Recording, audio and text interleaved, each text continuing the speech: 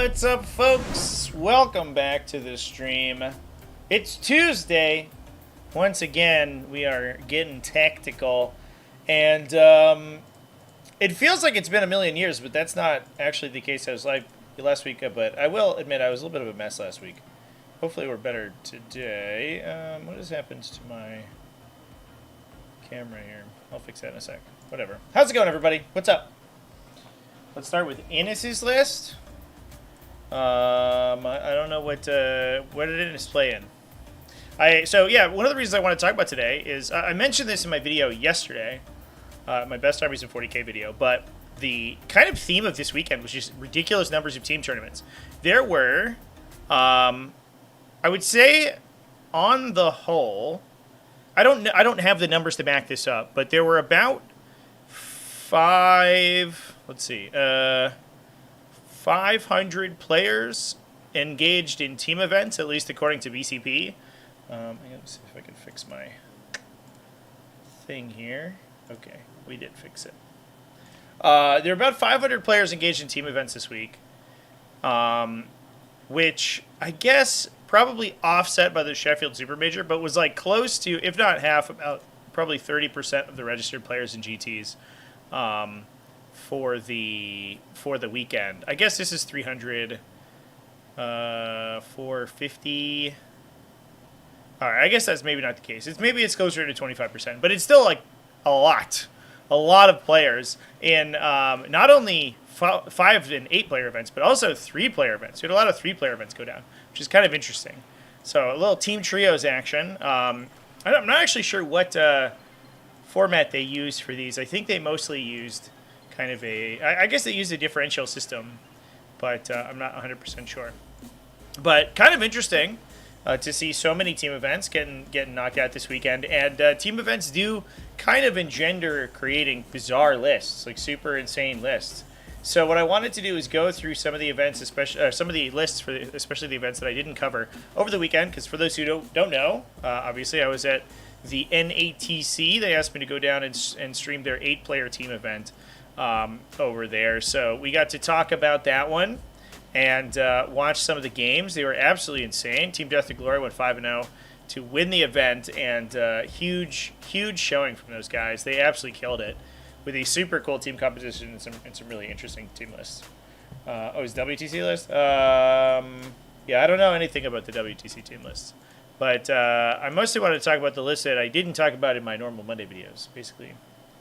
All right. Some other little announcements as well. Now that I'm back from NATC, the T5S2 Invitational is ongoing right now. And as we can see, we have a bunch of games scheduled. So actually starting tonight, so a couple hours after this stream finishes, then I will be covering some T5S2 games. We are covering Group D. Yeah, Group D semifinals is what we have covering today. There is another game happening after that, but it's going to coincide sort of awkwardly. So we may just jump into that one afterwards. But there's going to be at least a couple hours of streaming after this over on the Twitch channel. So go check me out, twitch.tv/TacticalTortoise. I'm going to be live over there. Already we have some results coming down from the group stage of the event. I don't know if there are any huge upsets going on right now. We'll see how the losers round 2 goes to see who gets into the finals, and we'll go from there. So excited to finally get to some coverage about how that goes. So yeah, anyway, I think that's all that I have to talk about in terms of sort of housekeeping stuff. But please come hang out with me. There's also Ash C from the server has been an absolute angel, and she's been live streaming on her Twitch channel a bunch of the games that went down while I was traveling for NATC. So those games are, I believe, up on her Twitch channel. I guess I can take a look. Her Twitch channel is twitch.tv/Ciania. Let me throw a link into the chat here for everyone. And these will be getting uploaded to her YouTube channel. I will be putting them into a playlist on the onto the Tactical Tortoise TV channel. So we'll have a huge playlist that has all of the invitational games in it, and her stream VODs from those games will be going over there. So lots and lots of content to be going up. She actually killed it this week. Huge shout out to her, and also she is currently undefeated in her group, so that should be fun. Anyway, yeah, that's what's going on. So let's frickin' dive into some team lists, chat. And I'm actually kind of interested to talk about trios because I haven't really talked about trios previously at all on the channel. So this is the team trios from Calgary, Alberta. And Inky's here. What's up, girl? How you doing? Could you explain how sisters fit in teams matchups? Are they good as a defensive pick like Tyranids that they don't give up huge losses? I think sisters are a little bit more specialized. They tend to be more sort of aggressive than they are scoring heavy. At least nowadays, they're not quite. They don't have the same composition as Hallowed Martyrs, where like the old Index Hallowed Martyrs, where all they did was score. Now they, like Bringers of the Flame, or even some Hallowed Martyrs attachments, are a little bit more, because they have less units on the table than they did previously, because all their stuff got more expensive. Kat, are you going to come up and hang out with the chat, or no? Okay, we'll find out, I guess. Because all of the units are much more expensive, they have to be a little bit more judicious about where they take their matchups, because they can lose things pretty quickly if you have like just tons of anti-armor and you just knock out all their paragons and all their castigators early. Like, things can go downhill really fast. Come here, you. Oh.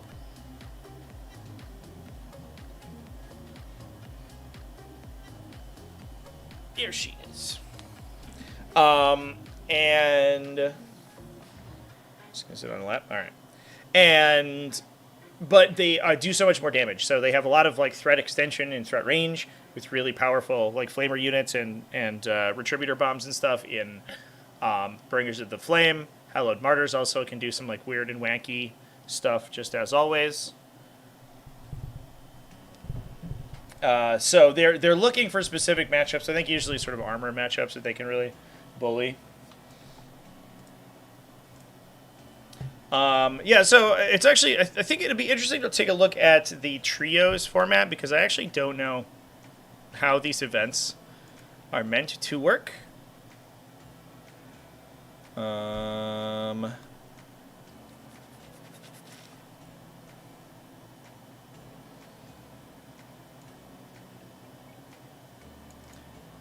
It looks like it's a WTC style, but you only do one set of pairings. So this is their team trios player packet.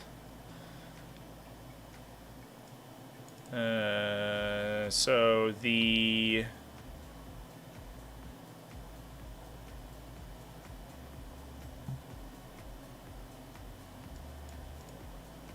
each team will select a defender after team pairings.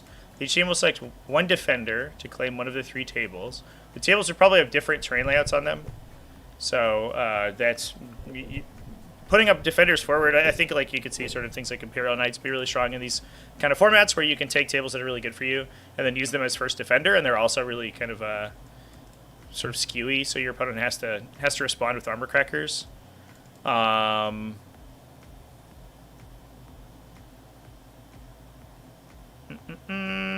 Teams then select an attacker to fight the aforementioned defender. Remaining players match up. So it's a little bit different than the sort of WTC style. So each team puts forward one list. The other team counters with one list. Then the other two players get automatically paired. So there's a little bit of like there's like element of, I guess, like poker to this, a little bit of deception going on, because you could be like, hey, we could put our really obnoxious team forward as the first attacker, but then like we might get a less advantageous second or fall through pairing on the final 2. So you have to try to put down a first defender that can bait out the the more problematic lists for your follow-through pairing, which is kind of interesting. That's an interesting format. I really like that idea. Seems like it's pretty straightforward, too. I like this, actually. I might steal this format. 3-player team events, I bet, are way easier to run than 5-player team events. 5-player team events are a can of worms. This was run by the Adam Green Fan Club. We can take a look at their composition over here. Led by Adam Green, shocker. So they were playing Legion of Votan, World Eaters, Chaos, Space Marines as their 3. That's a 3 really interesting factions, because they aren't like the strongest factions in the game. I wonder if there's a sort of general... Yeah, as I said, Imperial Knights looks like they're fairly common. See Imperial Knights, because, again, they're probably really good at that first defender, because you put your Imperial Knights first, you get to choose the table, and then the other team has to... respond with something very specific to kill them, potentially. Chaos Knights also probably pretty good in this format, too, for that reason.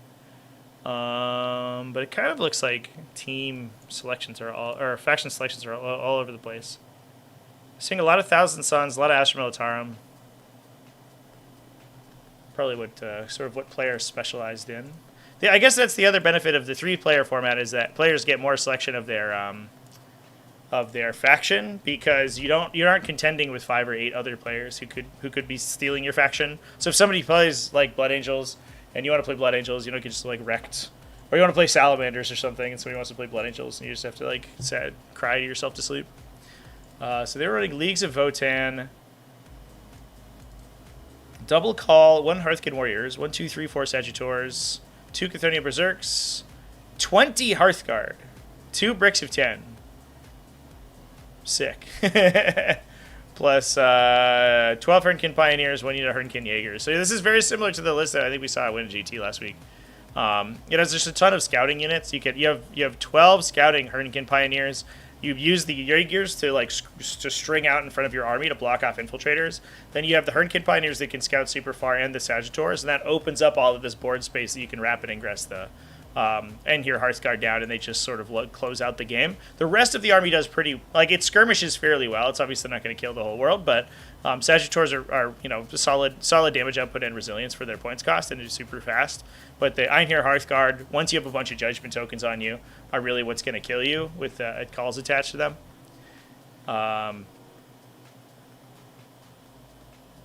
So that's cool. You also, I think, in some instances you can kind of use that to bully sort of low AP matchups. There's a lot of weapon profiles that don't efficiently kill Hearthkin or Hearthguard. They're not the hardest thing in the world to kill because they're not really heavy infantry. They're sort of like medium infantry with extra steps, but they do have void armor, so they have an armor of contempt effect. They might want to be wounded most of the time. So they're a little hard to get through. Fraser Perry. Please pick me for your matchup. I'm super nice. Running Angron, Karn the Betrayer, Lord Invocatus, and a Master of Executions with Berserker Glaive. So we got a little bit of a heroic intervention threat over here. 1 Jackal unit, double Khorne Berserkers, 1 of 10 for the big dude to jump into, the Master of Executions to jump into, and then a smaller unit of 5, probably for Karn. Oftentimes, I guess there's a Rhino, which could be delivering either of the Berserker units or both, I guess. But oftentimes you see the Karn unit sort of rapid ingress off the table edge, and they just become this little super efficient unit. They don't really need any buffs from anyone else because Karn gives them hit buffs, so they can just run around and basically kill people. And sometimes you even see Karn by himself. You don't even need to attach him to a unit, really. He's actually just fine. What's up, folks in chat? How's it going? 2 units of 8-bound, 2 units of Exalted 8-bound, 3 units of Exalted 8-bound, excuse me, 1 unit of Chaos Bond for utility. Kind of a normal World Eaters list, to be honest. This format probably has less selection of...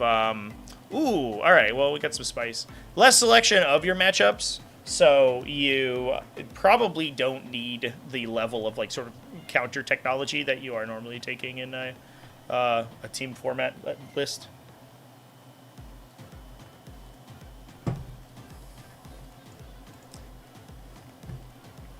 I'm gonna have to take a peek at Veterans of the Long War because I don't remember what all of their enhancements do. So it's a Chaos Terminator Lord. with Eager for Vengeance. So he gives you fallback, shoot, and charge. You get +1 to hit on your focus of hatred. And you get +1 to charge against them. That's super sick. The loudest cat in the world, Chad.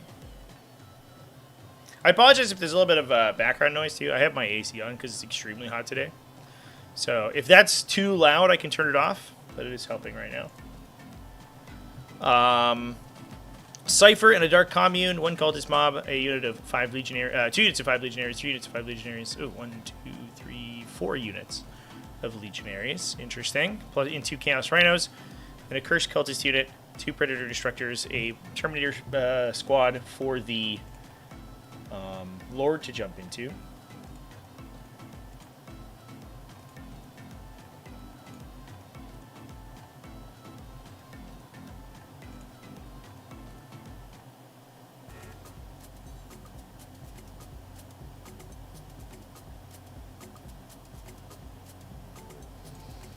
Plus a Raptor unit, 5 Plague Marines, or 10 Plague Marines, and a big unit of 6 Nurglings. So we're actually using the Nurglings as a screen early game, which is really interesting. Usually you take 2 units of 3 if you wanted to use them as actual utility, but you want the larger unit so that your first Infiltrator drop is more impactful.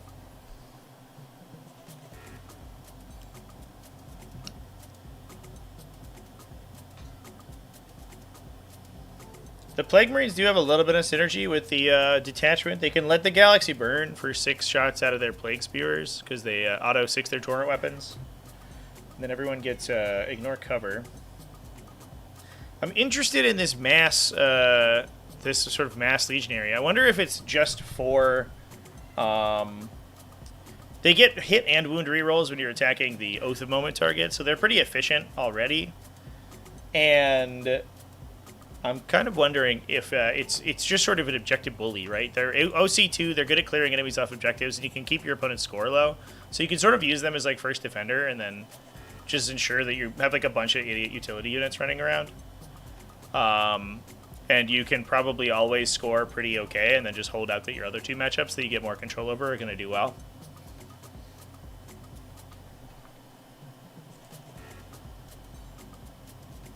I wonder if that's the technology there, but that's a really interesting list. Veterans of the Long War are not something that you see super often, especially like there's a Dark Commune in there too, which is kind of sweet. It's too bad that they lose a scout when you attach them to a Curse Cultist. It's pretty sad.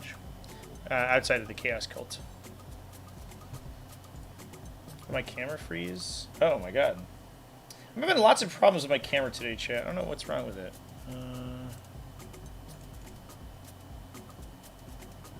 Okay, there it goes. It's obnoxious. I have a second camera hooked up, actually.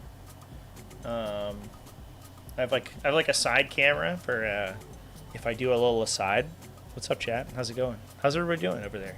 On the camera on the side. What's up? But which I had previously, which was just a camera for Inky, but I didn't use it that often because she doesn't often sit on her perch when we stream. She just runs around between my legs apparently and screams. So I always have it plugged in. It's like having troubles today, I guess. I'm not sure. I don't know what's going on, chat. Technology is beyond me. Despite the fact that this is my job. I don't know how to do it.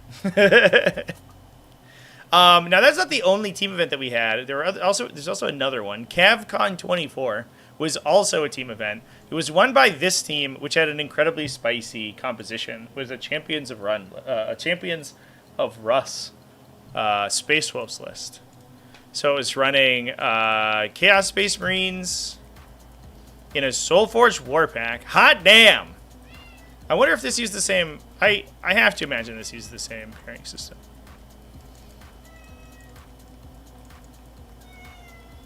Oh, it's like a weird one. Oh, it's like a Nova. It's a Nova team three team style. Teams of 3, 5 games at 2,000 points, 2 at 1,000 points. All info in the PP. 5 games 3 at 2,000, 2 at 1,000. What does that mean? Like in one round? Like you play like a pre-game of 1,000 points? Or is it like 2 of the rounds are 1,000 points? That's bizarre. I'm just going to talk about the 2,000 points list, chats. I have no idea what that is. Heard for Votan Thunderkid are making a comeback. Did they ever go away? I think people played them basically the entire edition. I guess they sort of fell out of favor a little bit, but I still saw, you saw the 6-man like table edge unit, and sometimes you saw the 3-man units inside the Hecaton land fortresses. I guess like people moved to taking more pioneers, but I don't know if it seemed like the stuff was leaving. Oh, this list has legends in it too. Wow, we are off the reservation with this team event. I just looked at it, I saw 3 cool lists. I was like, oh, okay. This is a normal team event. No. It's very not normal, apparently. This one has a Fire Raptor gunship. What do Fire Raptors do right now, Chan? I have not seen one since they were added to Legends.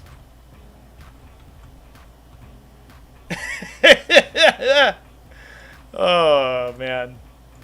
Should have read through this a little bit more, I guess. Where's the Fire Raptor? Oh, no.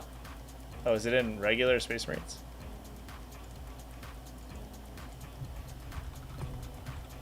Nope.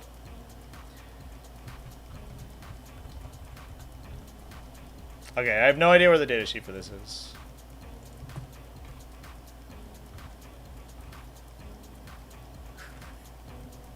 I straight up can't find it. Alright, well, I don't know what a Fire Raptor gunship does. I guess it has 2 quad heavy bolters. Back in the day, 9th edition, we take an Imperial Fist, because it was like the only thing that had a sufficient volume of heavy bolter shots that was actually good with their detachment ability. But I don't know. This might have been a little too spicy for the stream. Oh my god.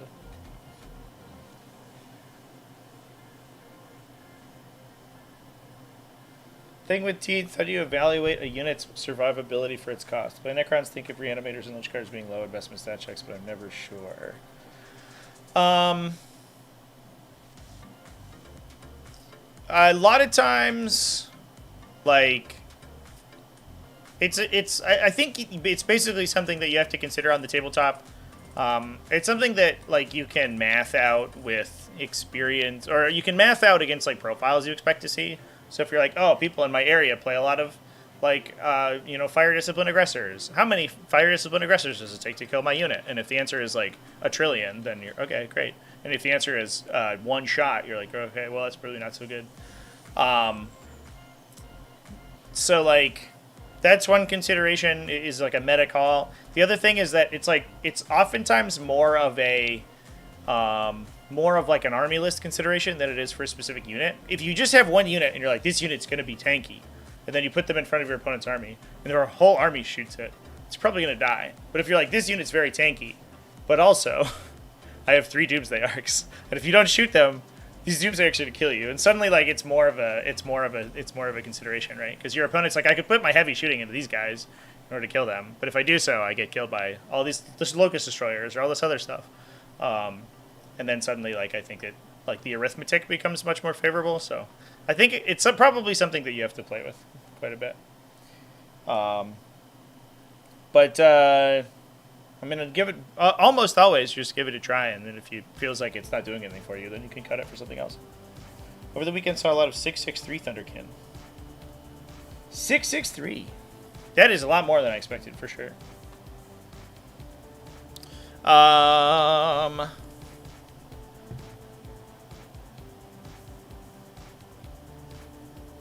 So I bet these big things here are pretty good with Soulforge Warcraft, because you can turn them into demons, right? I don't believe that there's any restrictions on who can get targeted with demonic possession. Yeah, you can't target stuff that's already a demon, but that makes sense. So I bet that there's a lot of like big vehicles, especially if you can dig into Legends, that have like 1,000,000 shots that are actually pretty good. Because this guy, you can get +1 to wound, right? on all the weapons with a Desperate Pact, because it becomes an even vehicle. You can use +1 AP on it, because its AP is not that great. And Vashtorg gives it +1 strength, right, on all of their weapons. Yeah. So it goes to like strength 6 +1 to wound heavy bolters. With pacts, probably. I assume it has the Dark Pact ability. I have no idea if a Chaos Space Marine Fire Raptor gunship what abilities it has, because I can't find its data sheet. Apparently, it's like just not on the. Oh, is it? Maybe it's in Horus Heresy units. Nope. Oh, it is. No, just kidding. I found it. We found it. Chat. Let's go. I looked through Space Marines and Chaos Space Marines, and it's not there. Of course, they have 3 fucking files for their legend units. That's so stupid. So maybe it doesn't have Dark Pact. It doesn't. It says it has Osa Moment here.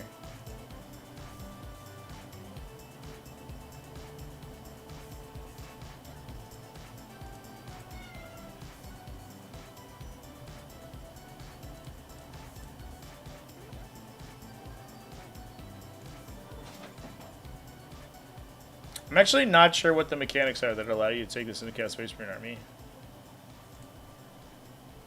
Is there a separate datasheet for it? No.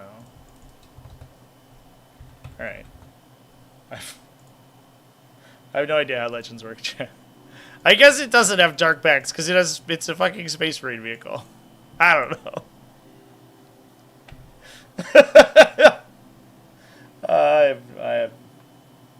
I have no idea. Anyway, cool list otherwise. Well, CavCon, you might be a disaster. Let's look at the other lists. Chaos Knights rocked a Tyrant. Sick. We didn't even have a Veil of Bedregard on him to give him a 1+ armor save. It's just a regular ass Tyrant. This is team event energy right here. Hey, can you deal with 9 T10 vehicles on top of this all this other stuff? Oh, Inky is actually in her tree now. I bet we could take a peek at her. If you'll allow me to switch my camera over so we can see.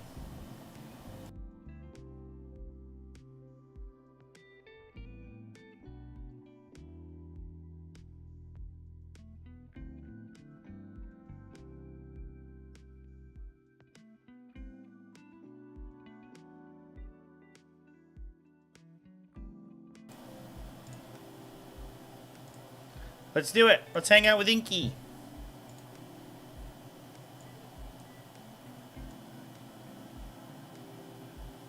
Hi, Inky.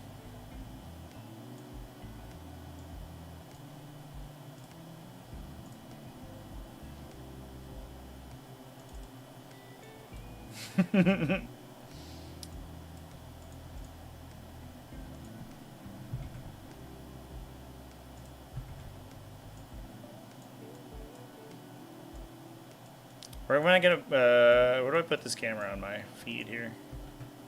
Oh shit!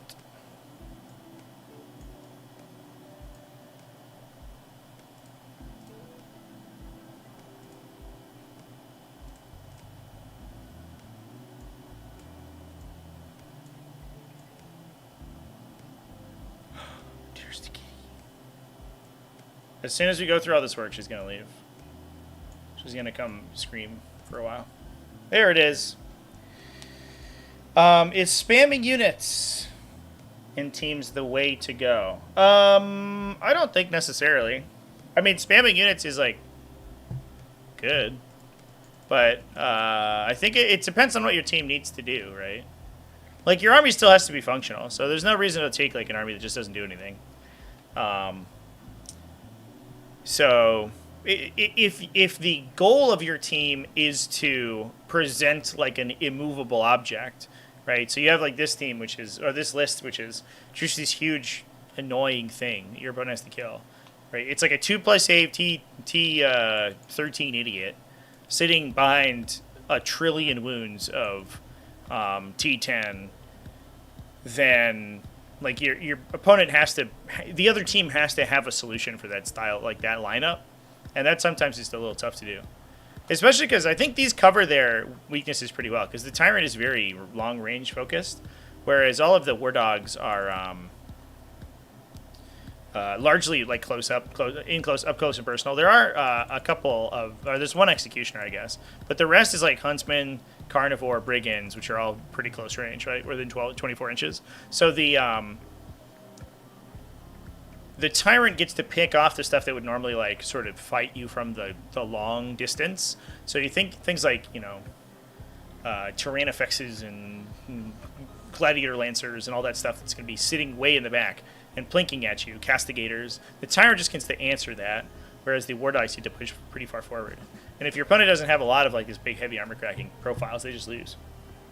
But the army's also just like generally playable. So it still works fairly well. So it depends on what your team specifically needs.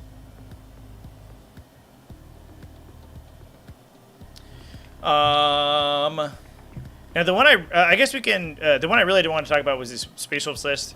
Connor Gosnell. Does he have any Legends units? Oh, he does. There's a Leviathan Dreadnought. I guess it's useful. It's handy that I opened up every single Horus Heresy document because we can actually find out what the Leviathan Dreadnought does. We're learning so much today, chat. Why is it not here? Legends is a fucking mess. It must be just a normal Adeptus Astartes. Nope. Oh, this is normal Adeptus Astartes. Just kidding.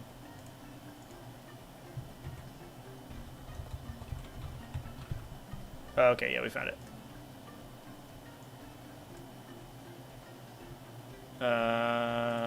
It is basically a Redemptor, I guess. It's -1 damage. And this one is taking a Siege Claw and Cyclonic Melta-Lance. So D6 Melta-Gun shots at 18-inch range. Or I guess D6 multi-Melta shots. This seems okay, I guess. D6 is a little bit weird. It's D6, not Blast. And, I mean, that's a blessing and a curse because you can shoot it in melee. But it's weird that it doesn't get any buffs against, like, heavy infantry stuff. It's a little bit strange.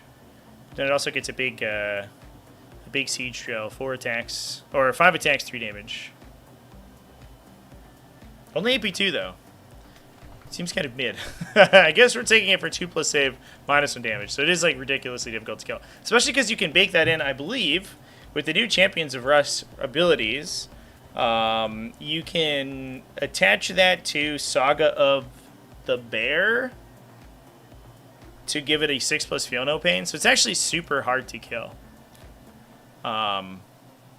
With stacking -1 damage and the Feel No Pain. And that's kind of a theme as well, because this list also has Bjorn the Fell-Handed, who has essentially the same ability. Although he's half damage and a 5+ Feel No Pain. But he has less wounds, so take it or leave it. Herald Deathwolf, Murder Fang, an Iron Priest to buff the Dreadnoughts, 2 Combi Weapon Lieutenants for utility, a Thunderwolf Battle Leader, big Thunderwolf Cavalry Brick, 2 more Dreadnoughts, and 3 Wolfen Dreadnoughts. Oh my god. And an Ironclad Dreadnought.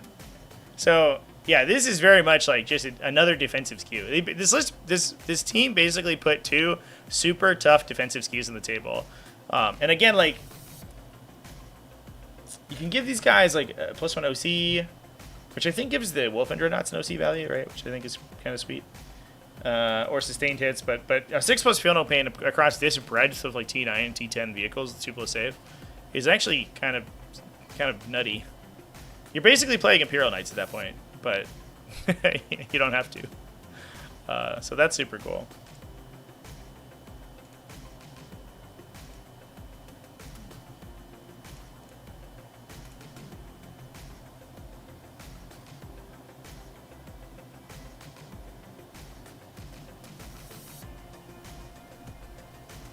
Get a 4+ Feel No Pain against Mortal Wounds, too. Not too many other synergies as far as I can see inside of Champions of Rust, but that is super, that's very cute. I think Space Wolves have some of the best character dreadnought energy, especially with Bjorn and Murderfang.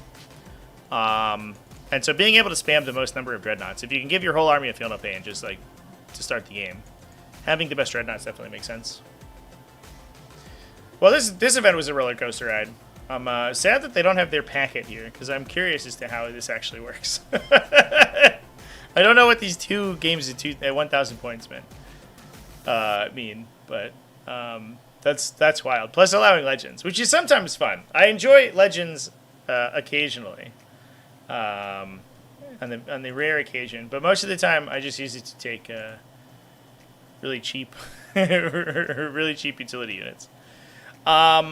But with that, let's move on to some of the other big team events that went down this weekend. The NATC 5-player team event was streamed over by Wargames Live. So that was at the same event that the NATC 8-player was streamed at, which I streamed on this channel.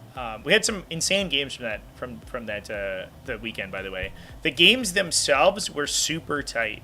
And a lot of them were real upsets. Like, the players sort of agreed on what they thought would happen. And it was an interesting discussion to have at the beginning, which is maybe giving your opponent a little bit of additional information, which, you know, maybe it's not so good to do. But the camaraderie was there, right? Most of the games on stream were just like, actually all of the games on stream were like super chill, and which is not always the case for team events. I will say team events sometimes get a little spicy. And but a lot of times the players would discuss before the game like what they thought the result was going to be, and it was different. It ended up being different than what they thought, like totally different. They were like, "Oh, I think you're going to win this one 20-0, so I'm just going to try to get myself an extra 2 or 3 points," and then they would like only go down like 11-9, or they would like end up winning the game. In at least one instance, they were like, "Oh, I'm about to get tabled," and then they won the game like 12-8. Which was extremely cool. So I want to talk about the team events. To start with, talking about the lists from the Team Battle Brothers, from the NATC 5-player, which was not streamed on this channel but was streamed over on Wargames Live. And he had a cool system where I think he had it so that all of the players could update their scores in real time. So he could constantly be looking at what the scores were, which was really cool. That is, unfortunately, capability beyond my ken, and probably ability to purchase equipment. Support me on Patreon so I can get more cool stream equipment. So Team Battle Brothers, led by Eric Horger, running Orcs. We also had Mark Hurdle on Space Marines, Mike Taylor on Necrons, Edward Appel on Grey Knights, Davis Fry on Chaos Space Marines. I believe that there was a Tyranid list as well that was, I guess not on this team. I actually talked to Davis at the event. He and I had a discussion about his Soulforge Warpack. He was running Lords of Skulls, Khorne Lords of Skulls. And they said that, and I talked to a couple players running Khorne's Lords of Skulls, and I think this was really, if I had to choose one kind of breakout archetype from this event, it was probably this double or triple Lord of Skull list, because a lot of teams were relying on it to be an early defender. They would windmill slam it down, and it had the same effect as Knights, where the other team had to then pair around this like huge T12 obnoxious profile. And with the new, or I guess it's not new, but with the stratagem that they have for Lords of Skulls to walk through walls, they're basically Knights because they basically have the same maneuverability. Plus, they have ludicrous damage output with Desperate Pacts, both in shooting and in melee. They're just crazy output from these things. What's up, baby girl? You're done hanging out on the thing? That's too bad.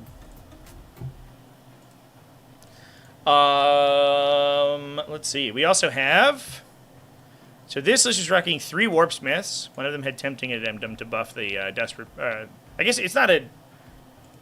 It's not a Desperate Pact, right? It's the Desperate Pact is the name of the ability for Chaos Cult. It's invoking a contract. So the Tempting Addendum gets it by the buffed contract invocation to give it reroll hit rolls. But then there's Warp Smith stapled to the butt of each Lord of Skulls to give them +1 to hit all game and repair them. Plus 3 cultist mobs for utilities. Utility, 2 legionary units, and a chaos rhino to run around the table and do the same thing.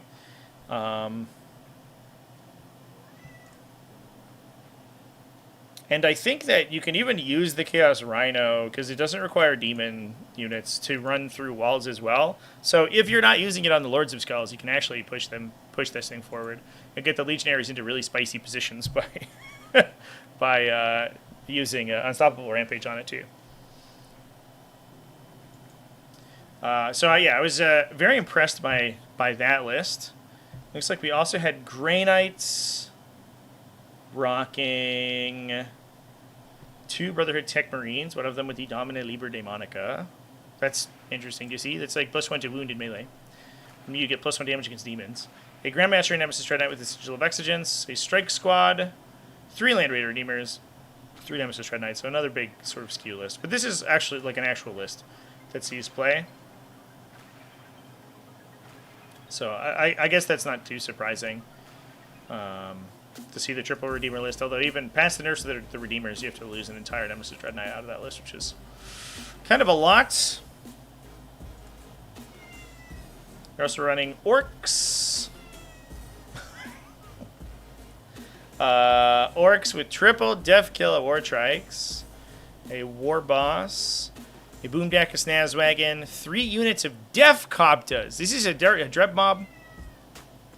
This is a...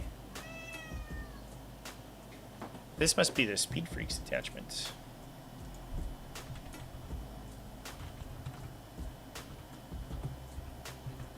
It's a Cultist Speed, I think. Yeah.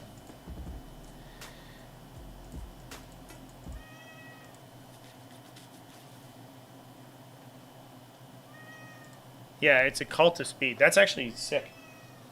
The cat will not shut up. I only got back this morning, so she's I think she's still a little touch starved because she just had my neighbor to come give her pets every day. She hasn't had the same amount of pet snuggling as she would normally want. Yeah, she's very needy right now. Please brush me and give me snuggles. So we have a Def Killer War Trike with Waz Blasta. So they get to a shoot and scoot on his unit. 2 more Def Killer War Trikes and a regular War Boss. A Boom Deck, a Snazwagon. 18 Def Coptas. And we get advance and shoot or fall back, which is interesting. It doesn't give you assault. It gives you selection to shoot after you advance.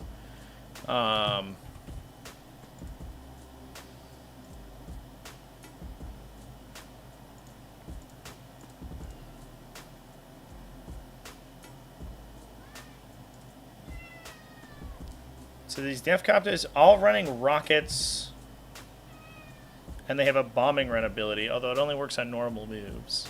But they are just 4 wound T6 bodies with a 12-inch move, so you can use them as kind of just a huge brick that can take the middle of the table. So they're very good at utility. They're also, like, they're not terrible at melee. They have 6 attacks apiece, although they don't have any AP, so it's a little bit unfortunate. Commandos to block up the midboard.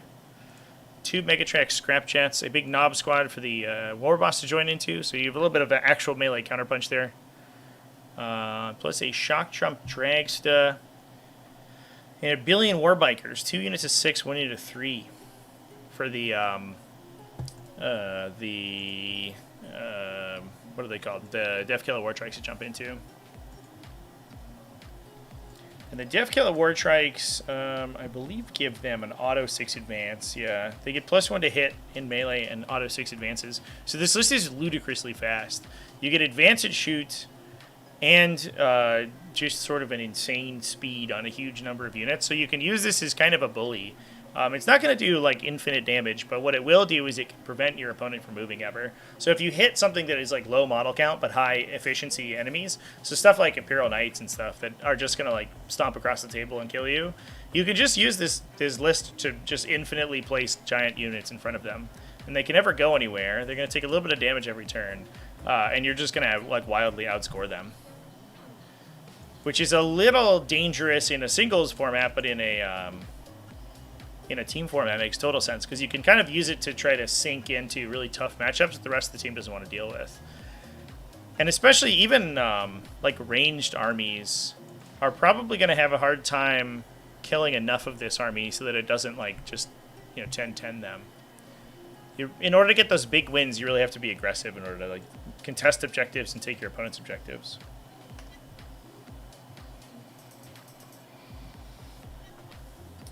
Valdor versus Longship was a good invitational game. Hell yeah, yeah! Hit me up when they're uploaded because I'll put them on the in a playlist. Mark Hurdle over here probably run a bunch of Land Raiders. He's got a Gladius Task Force. Land Raiders for Daves is the name of the list. A Gravis Captain with Honor Vehement, Marnius Calgar, an Intercessor Squad, an Aggressor Squad, a Centurion Devastator Squad. I know he likes to put those guys into a Land Raider as well. A Company Hero Squad for Calgar to jump into. One Crusader, double Redeemer. So the Crusader gets the full Fire Discipline Wombo combo. So it gets a unit of 6 Aggressors, plus a Gravis Captain, plus an Apothecary Biologus. The Gravis Captain then discounts your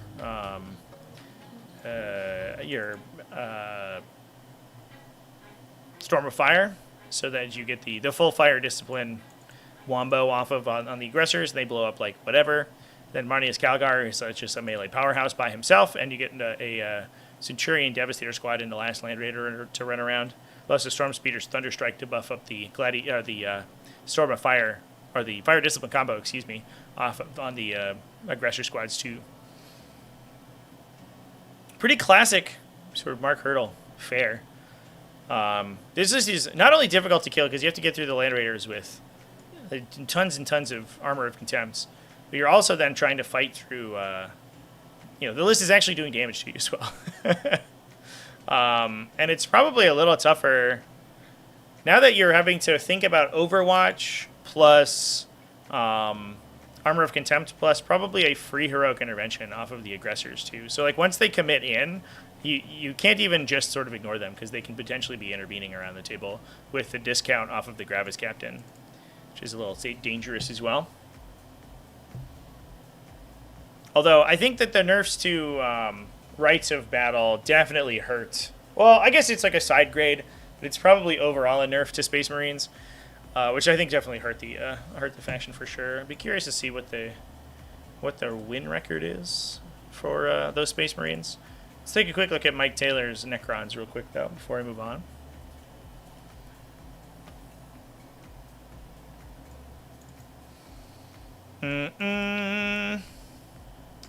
Mike Taylor rocking Awakened Dynasty. So this is interesting. This is another sort of team format staple. Normally you'd see Hypercrypt Legion. You see a couple Canoptic Courts still around in singles events, but most of the time if you see a Necron list, it's going to be Hypercrypt Legion. Awakened Dynasty is a huge stat check, though, because it gives you all of those reactive reanimations. So it's so difficult for many armies to chew through, and you can put them into matchups where they just can't kill, like these big Canoptic Wraith bricks or whatever they're taking. It looks like we do have one Canoptic Wraith unit, otherwise a bunch of Scorpek Destroyers. And I know that was something that I want to say Walter Langendorf from Pro Tabletop really kind of started to take in a big way, rocking the 3 Scorpek Lords so that you have these mortal wound dealers, these mortal wound output units that can deal mortal wounds when they get into melee. They do pretty good at fighting. They can do some reasonable damage, and then you can Resurrection Protocol them, and they can probably get it again. So it's they're hard to kill. They're also like T7 wounds, like sort of really difficult to kill. They are T7 7 wounds. So they're like where a lot of your damage output is coming, and then you're just sort of like tanking stuff that can't one-shot Wraith units. You're throwing the Wraith units into them, and with the additional reanimations you can be getting from the detachment, the Wraiths will probably just live forever. Sometimes we will also take a Reanimator in this list, but I don't know if we have, just to sit behind them. I don't think that we have taken it. And then Immortals for the Plasmasters to deal with as well, to act as sort of a problem-solving. But basically, you're like taking the hit on the chin on the Canoptic Race. Hopefully, they don't go down, and they're just going to continue to resurrect. Plus, it's also difficult to get rid of their Technomancer because you can Resurrection Protocol the Technomancer as well. So you can keep him alive. So it's the normal counterplay of trying to precision that guy before you go in on the Wraith unit totally with the remainder of your army. It doesn't work quite as well because you get. I guess it. If you're trying to tap it in shooting and then charge, it doesn't work. Because he'll survive through. If you can kill him and then everything else in a single activation or a single phase, then it works. But it is a little bit more dicey. And once you lose any race, you can pay to reanimate them immediately too. And then you counter hit with 3 Scorpic Lords. They do 1 trillion mortal wounds. They do some pretty solid melee damage, and then the same thing applies to them too.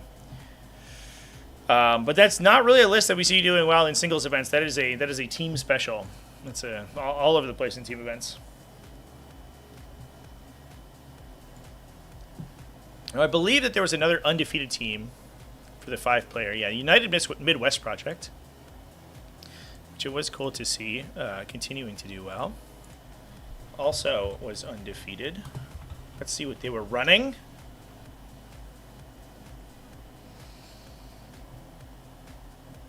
Oh, this is a spicy composition. So Tau Empire also doing very well, which is, I think, one of the reasons. Tau Empire are very well suited for the meta right now. And we saw some crazy results from them. They were a lot of teams were bringing Tau Empire as one of the sort of big hitters. So a lot of times what you'll try to do is you'll massage the pairing process to get your 1 or 2 like sort of big winners into position, into matchups where they can just dominate, and you just take 20-0s from them. And Tau Empire, I think, were more often than not in that position. They ran these Mont-Ka lists. They were super aggressive. You had triple Cadre Fireblade, a Cold Star Commander, triple Breacher teams, Pathfinder team, appropriate composition of stealth battlesuits and piranhas, plus Devilfish to carry around the Breachers in, 3 Riptide battlesuits, and a Sunforge team. And sometimes you also saw, Tiger Sharks and stuff. They could just come in and just vaporize people. But otherwise, these armies they're good at scoring because they have so many little units between all the Breacher teams and the Devilfish that can run up and take objectives and flip for objectives. The Breacher teams do legitimately insane damage. They will just kill stuff super dead if you give them the opportunity to do so. And then dealing with all that is difficult already, but you're also backing it up with a million huge gunshots from the back from the Riptide battlesuits, which most armies don't have the capacity to deal with on top of all of the Devilfish that are running at them. So Tau sort of come at you from every direction. They're good at scoring because they have lots of utility. They're good at close range combat because of all the Breachers and the forward operators. And they're also good at shooting because they're Tau. Double Tiger Sharks are bust. I mean, clearly worked out pretty well for these guys, although not quite as good because they didn't actually win the whole tournament. Benjamin Fredrickson ran Blood Angels. Looks like some normal-ass Blood Angels here, chat. 2 captains and Assault Intercessor squads, Jump Chaplain and Jump Pack squad. Lamarty's another Jump Pack squad, the Sanguinor. Okay. A Land Raider Redeemer. It's even it's Blood Angels from 6 weeks ago. It's old school Blood Angels from when people are still running Land Raider Redeemers, which I think is still a good option. Because a lot of times I think there's a lot of counterplay to these guys where you just try to counter to kill the Space Marine body, and you have to deal with the Lamarty's unit, which is -1 damage, so it's hard to kill because he's got a damage reduction on top of Fatal Pain, so he's tanky. A lot of the mass 2 damage that you would normally expect doesn't kind of bounces off him. But otherwise, if you build all of the mass, strength 5, high AP or 2 damage blast weapons and stuff, you can clear out this list fairly quickly. Once it commits, it doesn't really do anything once it gets in. Its threat range is long but not unlimited. The unit that rapid ingresses is going to be problematic, and you kind of have to take that one on the chin, and then just set up to kill whatever comes at you in the future. And if you can do that while sort of remaining live on scenario, you can just kill Blood Angels. But the Land Raider does throw a little bit of a wrench in the works because it at least puts a big target on the table that doesn't necessarily share that defensive profile, and can deliver a lot of these smaller units that you don't necessarily need to throw the 10-man Death Company squads into. Daniel Sansone running Death Guard. I think there's just a faction used section on the WTC output. That's cool. So this is sort of a Death Guard armored company, I guess. Only Typhus. Typhus is the only character in the army, which is good because a lot of times you'll see Death Guard with a lot of characters. You'll run like, oh, I'll play Typhus. I'll play a couple sorcerers. I'll play a couple Foul Blightspawn and a couple those other guys, the grenade guys. Biologist Future Fires, Jesus Christ. And then suddenly your opponent takes Assassination, bring it down, you just get wrecked. Much harder in the new format, obviously, but still potentially problematic. This army gives up Bring It Down, but if you want to play fixed against it, I think it's probably okay. Especially because it has 3 Plague Burst Crawlers, and despite the fact that Plague Burst Crawlers did get nerfed pretty significantly, dropping 3 Plague Burst Mortars into anyone is already like fairly good. So if your opponent's trying to score like an area denial or establish locus or behind enemy lines or engage all fronts or something, and you could just clip out the utility units that are going to be doing that by just dropping 3 Plague Mortars on them, that can sort of make that game plan super awkward. And then you're stat checking people with just a ton of T10 bodies, T10 plus bodies, between all the relatively fast fetid Bloodtrones, all the Predator Destructors that are good at shooting, plus War Dog Brigands, then Plague Burst Crawlers that sort of anchor the game. And that's about it. Pretty normal stuff. But we did see that list. Actually, we saw that list play on stream as well. It was an excellent game, actually.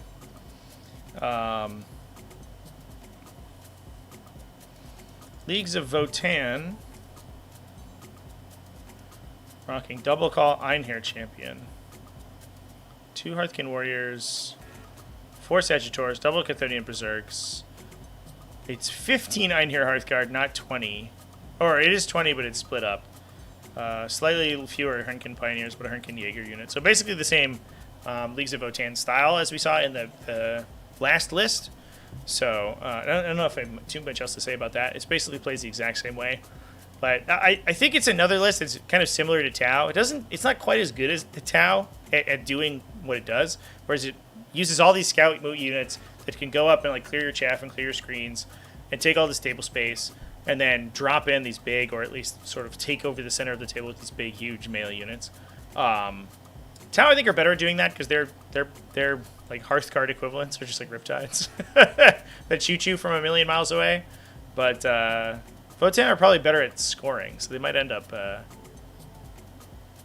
with a higher average score. I don't know. But last but certainly not least, Tyler Sansone with Chaos Demons. New and improved Chaos Demons, chat. Rocking an Endless Gift, Great Unclean One, an Everstave Lord of Change, and an Argath Bloodthirster. Plus Rodigus. Oh, this is a list after my own heart. Oh my god, I love these lists. So the Flamers, I think, are an interesting pick for team events as well. I think that they're a little bit easier to use now that the Lords of Change can deliver them off of their own Shadow of Chaos auras. Whereas previously, a lot of times to get the full effectiveness out of Flavor units, at least one of them had to 3-inch Deep Strike. But they are really good in a team format against really high unit count enemies. They're really bad into stuff like Space Marines, where you'll shoot them with 6 Flamers, and they'll be like, oh, Armor of Contempt, we'll save on 3s, and you'll take 2 damage or something. And you're like, okay, great, that was fun. I'm glad we had this experience. But what they are good at doing is they're good at clearing out like Astra Militarum, like Eldar, like Drukhari, all of these armies that rely very heavily on these mass utility units that are super duper good at just spreading out across the board. Drukhari is probably a particular danger right now, I think, too, because as we saw over the weekend, they had some really dominating matchups in a lot of instances. If you couldn't affect them in multiple phases, it was very difficult to clear them out of the positions where they needed to be, because they could really aggressively take objectives and then lose their transports, disembark out of line of sight, but retain the objective, and then keep the score really close. So constantly the scores of Drukhari players would be super tight. And in a lot of instances, they could be this army that would just always score really highly regardless of the matchup. So the ability to have like Kairos or the Lord of Change like blast a transport, and then you 3-inch drop a flamer unit next to it, so there's no place to escape from it. Then the flamer unit can kill whatever's inside. So you can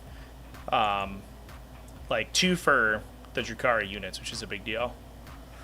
But in most other instances, I don't actually think Flamer's that good right now, because they used to be able to fall back and perform actions, but they can't anymore.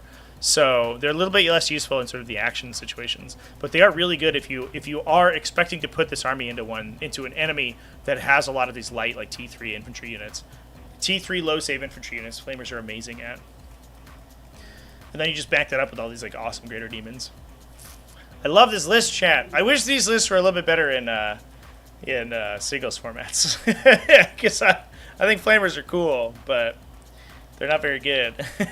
Unless you can get yourself into positions where they are good, and then they suddenly become amazing. But all the greater demons are probably pretty sweet. I'm interested about Kairos Fateweaver, and actually I said I was going to look up the I can look up player placings.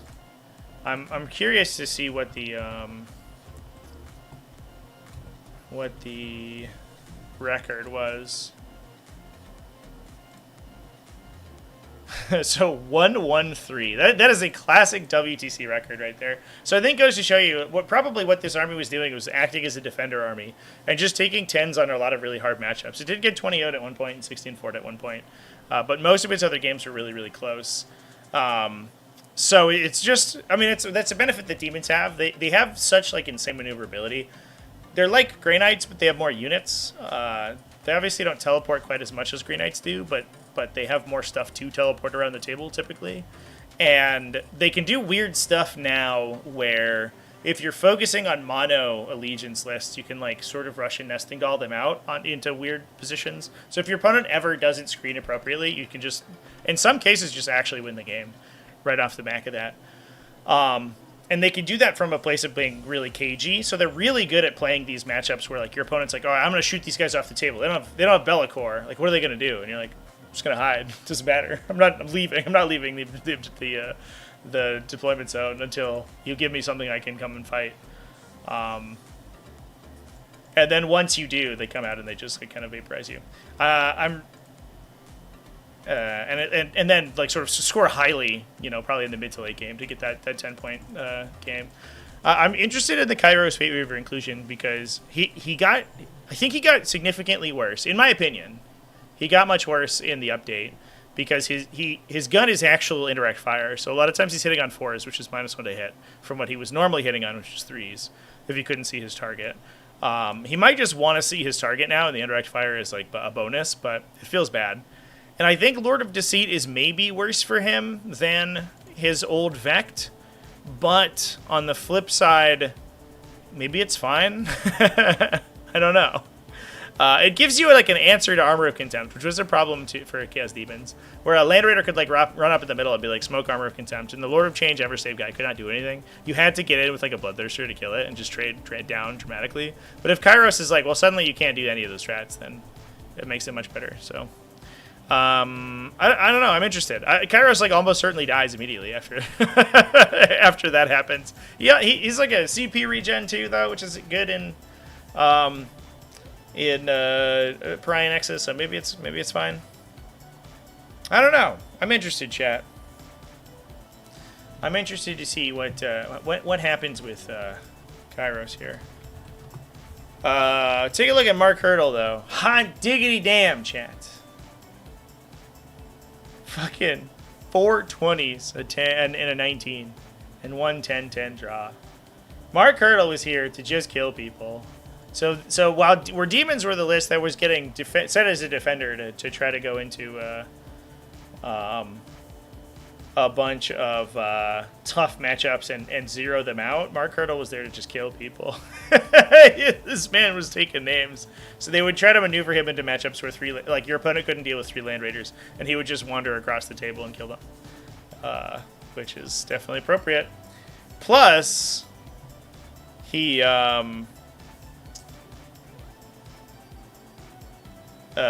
really good at that list too, because he plays basically nothing but 3 Land Raiders. So I bet he's ecstatic about the pivot rules, to be honest. Much easier with those big, like, non-based vehicles where you moving around terrain features and stuff is not, like, no longer an insane nightmare.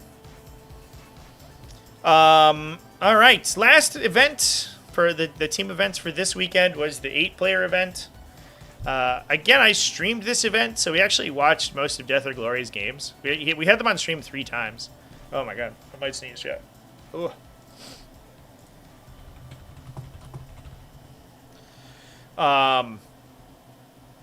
But we can take a quick peek at the list that we did not see on stream. Interestingly, Brad Chester was rocking a Warhorde list. He was kind of a proponent of Warhorde over like Bully Boys or any of the other detachments. There were a lot of Green Tides actually still seeing play. I don't know if I rate the Green Tide quite as much after the changes. But Warhorde, I think, like basically didn't change it almost at all. You almost never took Mega Knobs in that detachment, and the detachment itself didn't see any changes in the June update. So it definitely seems like the powerhouse from Orcs moving on into the future.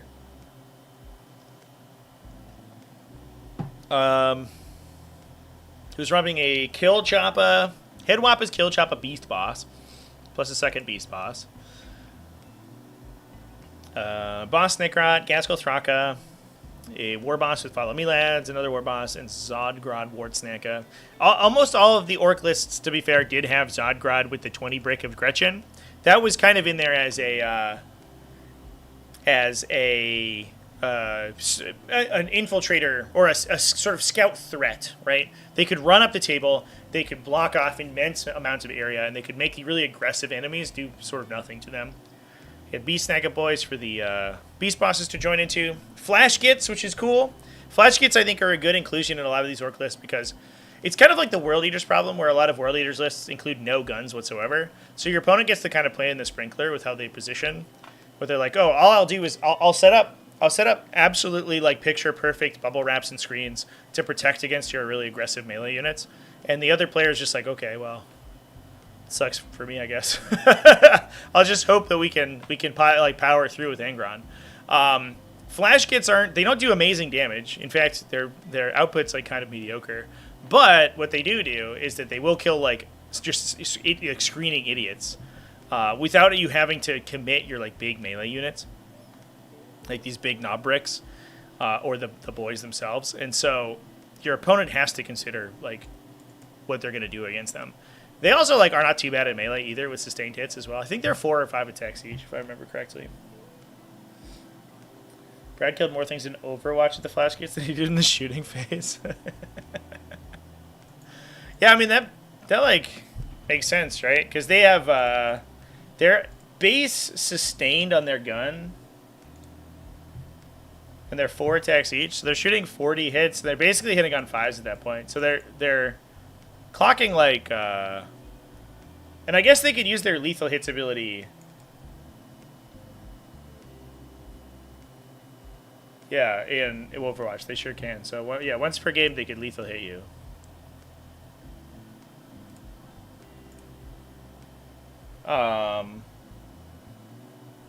So they're lethal and sustained with 40 shots. It's like pretty okay. So they're probably hitting you with like 7 auto hits and then wounding 7 times. So they're handing you like probably 10 or 12 saves.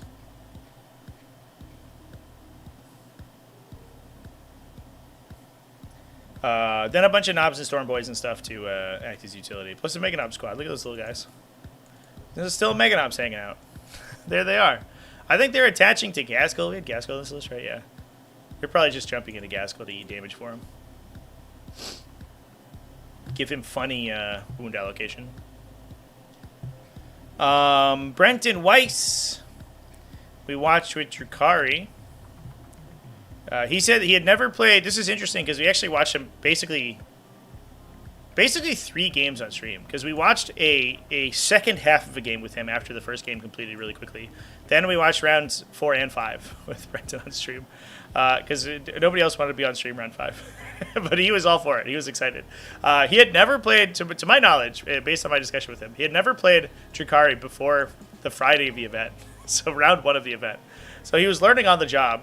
and was absolutely killing it. His like strategic play and his positioning was really, really good. He was running double Archons, one had Sadistic Fulcrum, and he had Lilith Hesperex. One thing that I think bit him really hard, and especially in his final round, probably, almost certainly, like last in the game, was that he didn't have a Nightmare Shroud in this list.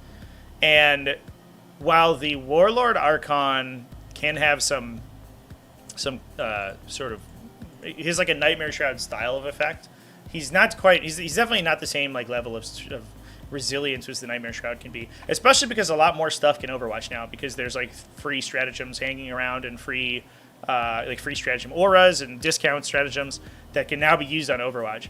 So in his final round game, I guess spoiler alert, a Rubric Marine unit got teleported basically into his deployment zone on turn 2, and there was nothing he could do about it because none of his melee units could get close to it without being Overwatch to death.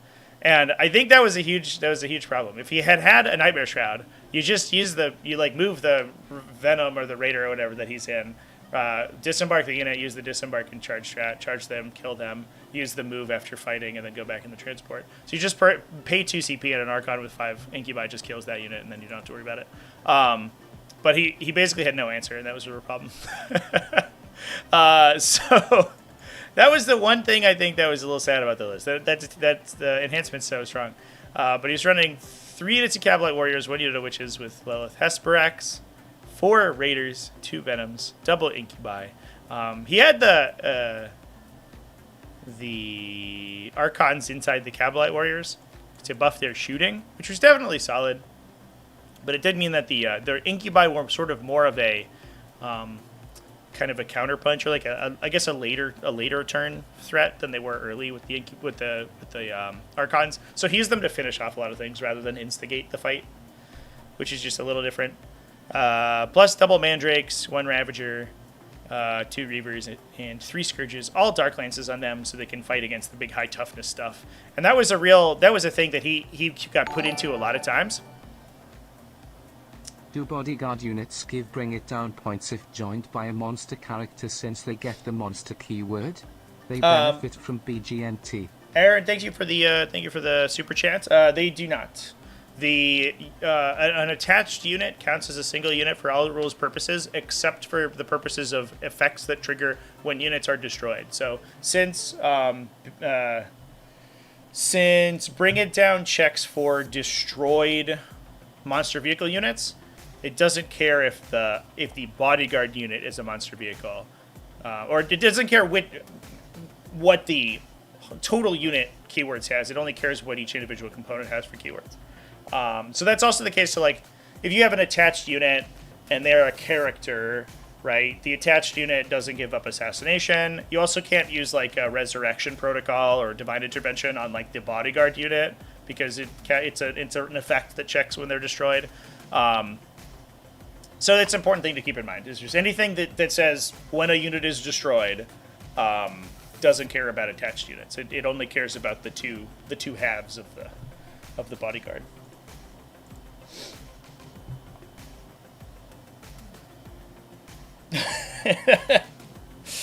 Well, I think it does make sense that the flash kits like the thing about flash kit Overwatch that you have to think about, right, is that most people, and this is why having guns in melee armies is so good, most people are aware that it can happen, but don't believe that it will. You know what I mean? You're like, oh, you want Overwatch? You're playing orcs. You're gonna do like -1 to wound or 5 of criticals or whatever. And then they're like, whatever, I'll burn it. And then suddenly your unit is like moving to go attack someone. They're out of cover. They're in the middle of nowhere. They're going to go charge somebody. They're going to go countercharge a knobs unit or something. And you have 10 flash kits are just staring at them out of cover. Like, it's so hard to play correctly against a melee army that also has a bunch of guns. Because good anti-melee play requires that you stand in the open typically. And guns obviously don't.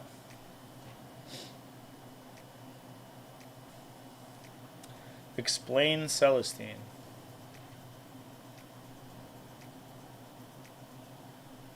What do you mean explain Celestine? Celestine is she's a combined unit. She's a character unit with non-character models inside. So the bodyguard rules only prevent you from assigning damage to character models. So the Gemini Superior, for most intents and purposes, are just like units in the bodyguard unit, essentially. They don't count as the bodyguard unit for the purposes of units being destroyed. They're still part of Celestine's unit, but they also aren't characters. You can kill her friends, then her. Yeah. So when a combined unit, and this is explicit inside the rules commentary too. When a combined unit, so like a unit of bodyguards plus a character, so like Marneus Calgar or Saint Celestine, which is a single data sheet that has both character and non-character models in it, you can, when they're by themselves, you can assign damage wherever you want. When they're attached into a unit, you cannot assign damage to the character model. So Celestine inside like a Zephyrim unit could not be assigned saves, but the Gemini Superior, because they're non-characters, can. And then if you kill them, then they die, and she can bring them back with her little ability. Damn Legion, what's up, dude? How's it going? We're having a good time, man. We're talking about some team events right now, because we stream team events all weekend. So we're talking about some team results from NATC.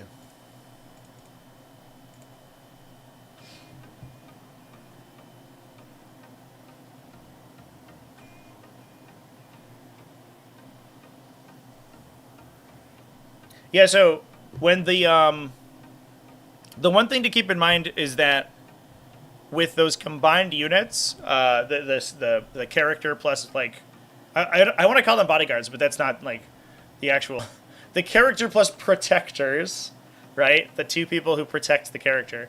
When they are by themselves and not part of an attached unit, you can assign saves to them however you want. They're just a normal ass unit.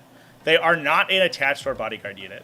When there's another unit attached into them, you can't assign saves to the character, but you can assign saves to the protectors, the Gemini Superior. So you can always assign saves to the Gemini Superior, because you can always assign saves to non-characters in a unit. You can only assign saves to Celestine if the unit it does is not attached to anyone. So it's just her and the Gemini Superior by themselves.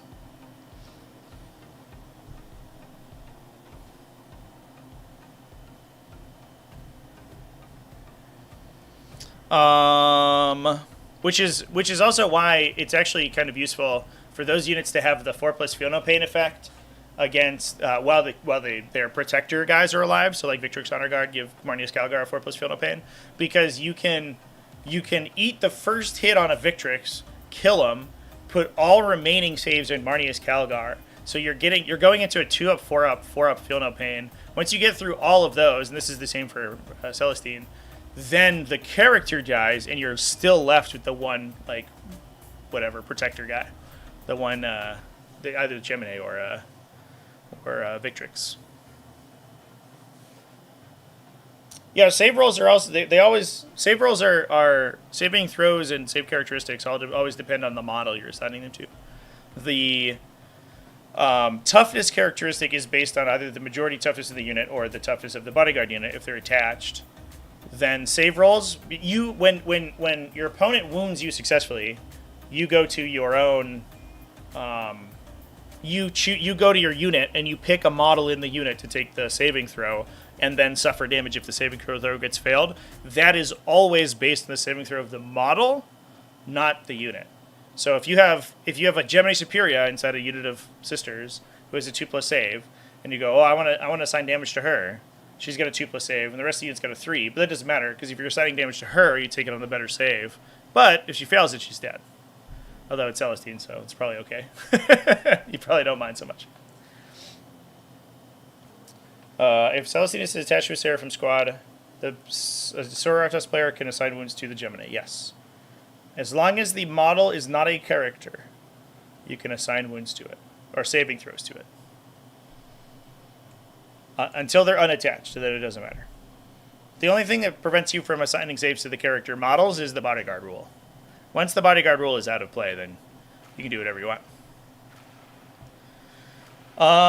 Let's see. We're going down the list. Daniel Hesselberg, who I think got kind of thrown to the wolves in their pairing process. I think we were looking up his his placing, because a lot of people are asking me to put him on stream, and he got a little wrecked in some of his games. He did get a 20-0 and a 16-4, but I think a lot of times he was putting up as a defender, and people would go out of their way to like counter drop into Blood Angels and try to kill them.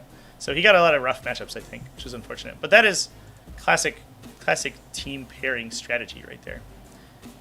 And Flyle's still in chat. I'm sure he could give us some insight into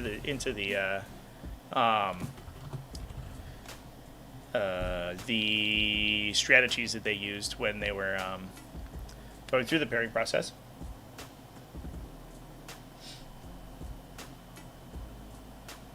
Where's the Deathwatch army? Oh man, I don't know if there was any Deathwatch at all. Oh. No, I'm sorry, not in this event. Maybe 5 said a Deathwatch. Let's find out. Oh, what am I doing?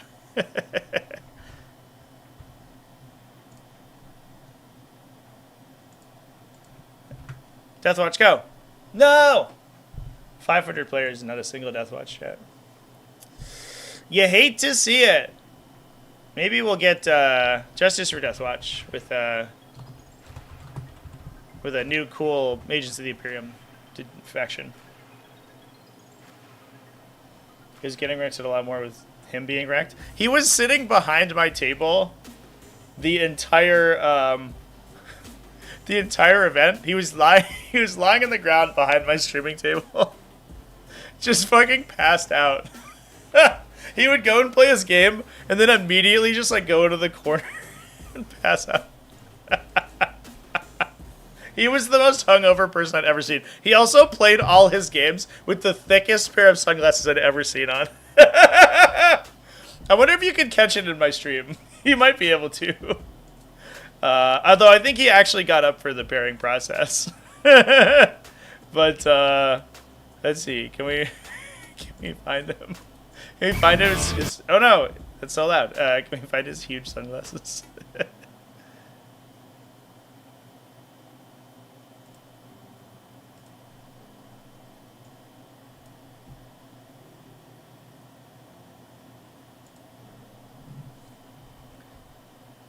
Look at those sunglasses, chat.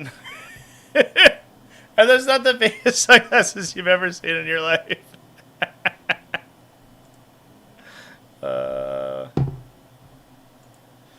Enormous.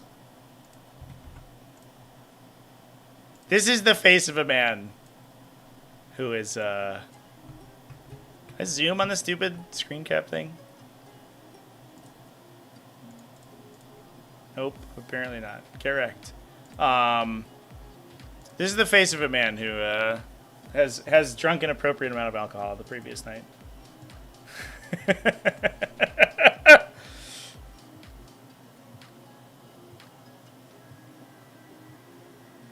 Day 2, he charged his entire army into a Norn. His entire army died. He went and took a 4-hour nap behind my table.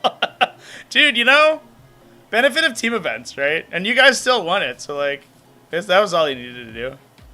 Yeah. But he would go into this corner back here, and he would just pass out every time. He like put his jacket on the ground and would just sleep on it. It was absolute legend. And I thought I got wasted on Friday night. We went out with the TO team and had some babs until like 3 a.m. It was a little bad, but we were a little naughty. All right, let's. Oh yeah, we were looking at his list. Jesus Christ, I was too busy talking about his stylish sunglasses. We did Jump Pack Chaplain, Judiciary, Lamarties, and the Sanguinor. A cool thing is we took Chief Librarian Mephisti in this list.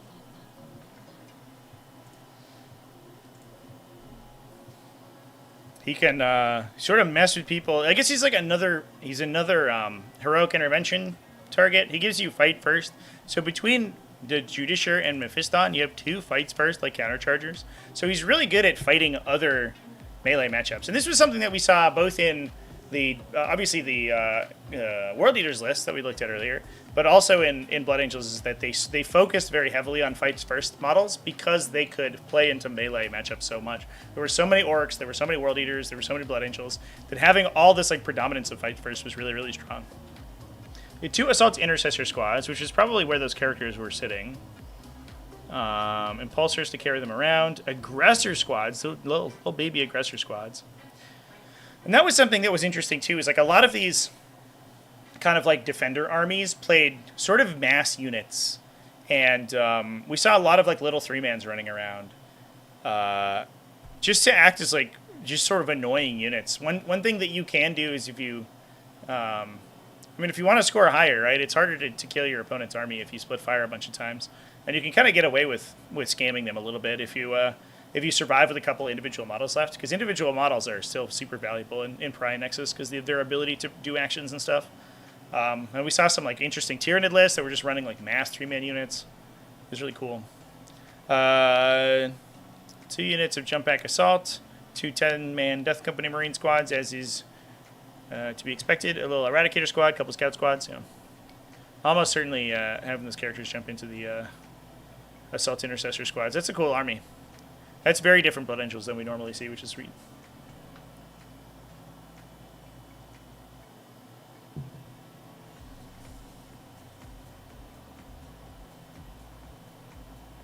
All Blood Angels have figured it out, yeah. Yeah, it'll be curious to see whether that's whether that continues to be a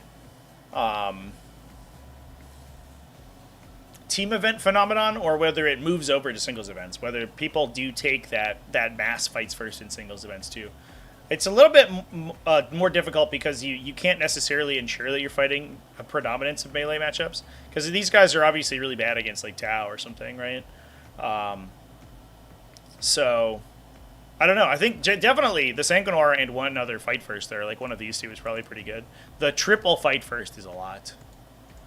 I don't know if you would see those guys normally. Josh Minich was playing Thomas the Tank Engine, Soulforge War Pack. This is another multi-corn Lord of Skulls War Pack.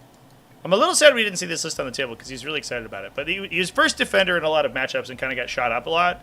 But that's because you have to force your opponent, the other team, into putting super heavy armor crackers into the list in order to clear it. I was rocking 2 Predator Destructors, 2 Lords of Skulls, triple Venom Crawlers. And one other thing that I think was being discussed too was that the ability for these units to go through walls with the Soulforge stratagem meant that they could plan a lot more table setups than normally like a skew list like this could, which is another benefit that like Chaos Knights have, right? Where you can Knights of Shade through a lot of stuff, or just super heavy walker through it now. So you actually have a much more flexible selection of tables than you would if you were running, something like that Champions of Russ army that we talked about earlier, which is just a bunch of slow dreadnoughts. Those guys are going to get stuck behind walls all day long, which is not necessarily the case for Soulforge War Pack.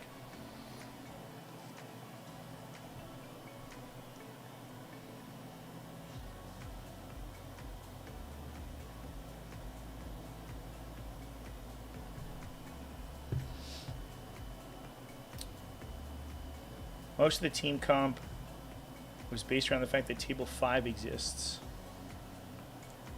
Which one's Table 5? Let's pull it up.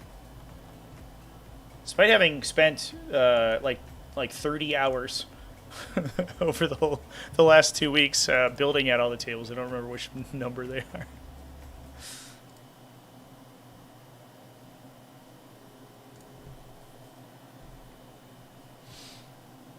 Oh, this is the just big open field in the middle with some little line of sight blockers in the center. I think this is our snow map. I want to say this is hard pack in the Season 9 map pool. It is! Nailed it! It's the snowy one. It's actually one of my favorite ones in Season 9. I think it came out really good. I'm excited to start to get some games on these on the full map pool now that the entire map pool is out. Because I actually haven't played too many games of Pariah Nexus so far, just because I've been doing so much for the Invitational. instead of that's where all my playtime is going.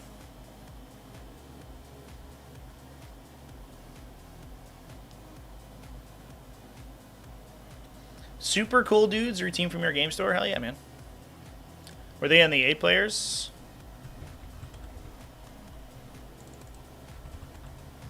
No. Oh, yeah. Sick. How'd they do? They do good? Pretty good. 3-1-2 is actually a pretty respectable placement. And 11th out of fucking 60 is solid. Good for them. Hell yeah.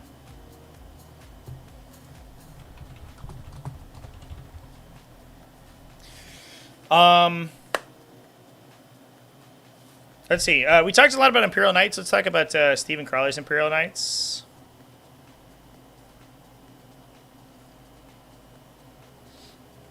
He's running Canis Rex plus a Cerastus Knight Lancer and a Mysterious Guardian Crusader. Love to see the Mysterious Guardian Crusader. Banner Macari is triumphant for the sticky objectives on the Lancer. Plus double Armiger Helverins, double Armiger Warglaves, and a Voidsman unit. It's cool to see it's cool that the Lancer has like so much presence now. I think the ability to move through walls with that guy, because he's even harder to prevent because he's a faster base movement. Watching him go through terrain features is actually like super terrifying because the amount that he can clear them by is huge. A lot of times you can limit Canis Rex's movement by preventing him from moving through terrain because of the 10-inch movement on the big knights. There's a weird thing that happens, and actually if I still have my map open, where if the big knights are behind these terrain features, there's a wall in front of them, they will typically have to exactly clear. I wish I had my Telestrator open. They will typically have to exactly clear it. So, like, if their base is here, they would have to move up and end up over here in order to. Oh, I guess I could just do this. Oh, what have I done?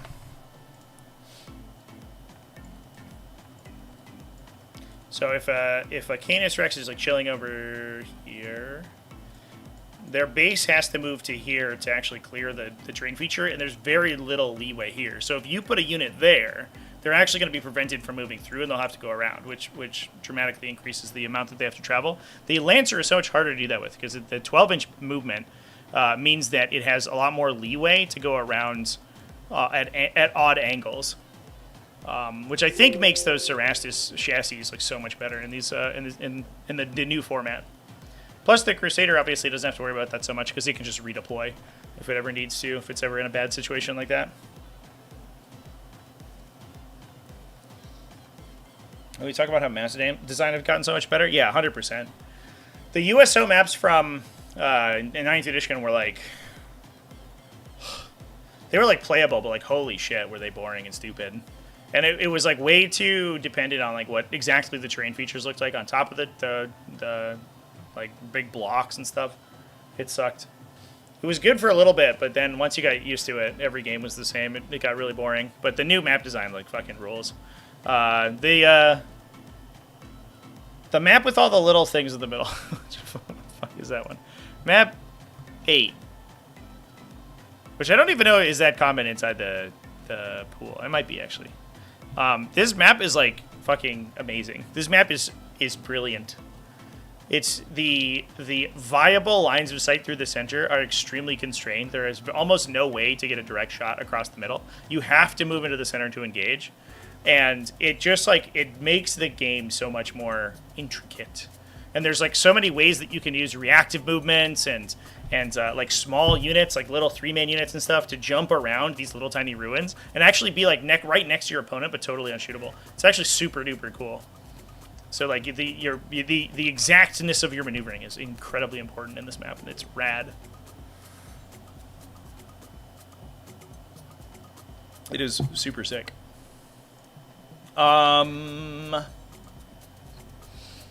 Yeah, but speaking of super fast moving stuff, we'll talk about Chaos Demons. This list shocked me, and I'm curious to see Kyle's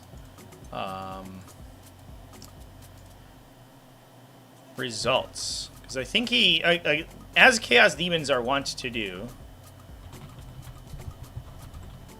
I think he got put into a bunch of bad matchups. So I guess he went 1-3-1, which isn't that great. But the number of matchups that looked like were really bad for him, and that he was able to sort of come back from were nuts. Because this list really shocked me with how good it was. It was 3 Keepers of Secrets and Shalaxi Hellbane. So the big benefit is that he had a Slanesh Shadow of Chaos aura from all of his greater demons. So at literally any point, he could, like, rapid a keeper, move it, drop Shalaxi Hellbane next to you. Like, any time. There were so many situations where you would look and be like, all right, it looks like I'm safe, and he would be like, Shalaxi Hellbane's going to charge your Land Raider or whatever. Shalaxi Hellbane's going to charge your Knight. And you're like, I thought I'd screened this. What happened? And it's so difficult to screen. I mean, it's obviously not impossible, and their bases are huge. But they have so many Demonettes. So the list has 50 Demonettes on top of that. So it has a bunch of these little, tiny, fast units that are super lethal against, like, sort of light and medium infantry. So they can trade the Demonettes to keep your primary score down and to kill all your screeners. And then, once your screens are dead and the Demonettes have, like, mutually annihilated with them, then the Keepers of Secrets just go in and just, like, blast people. They're also not that difficult to kill, or they're not that easy to kill, so they'll survive a little bit longer than you expect. They don't do immense damage, but they're mostly there to, like, eat aggro for Shalaxi, and Shalaxi does the actual damage. This list was way more interesting than I thought it was. I looked at, like, a bunch of Keepers of Secrets, and I was like, oh, that's kind of cute, I guess. We're just, like, hoping we make a bunch of 5+ Field No Pains, but it was much better than it looked like on paper.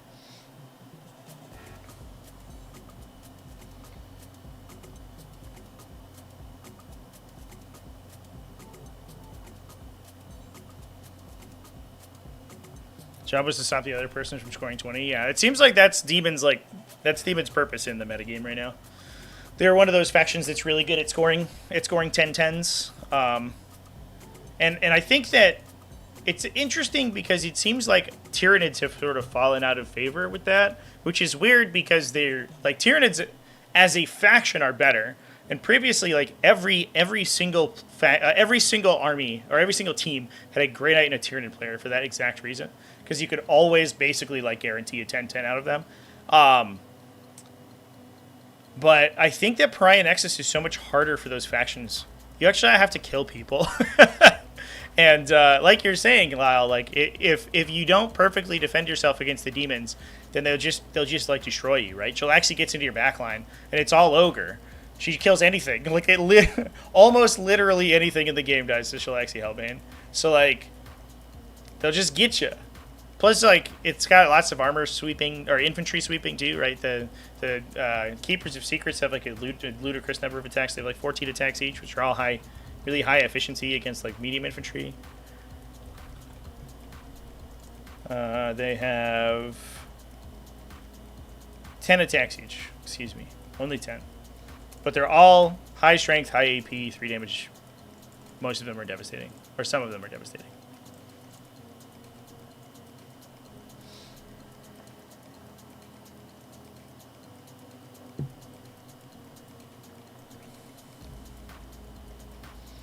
Bryce Sullivan heading to a GT this weekend with some Vanguard Onslaught. Good luck, man. It's a hard time out there for Tyranids, but definitely not unwinnable. We've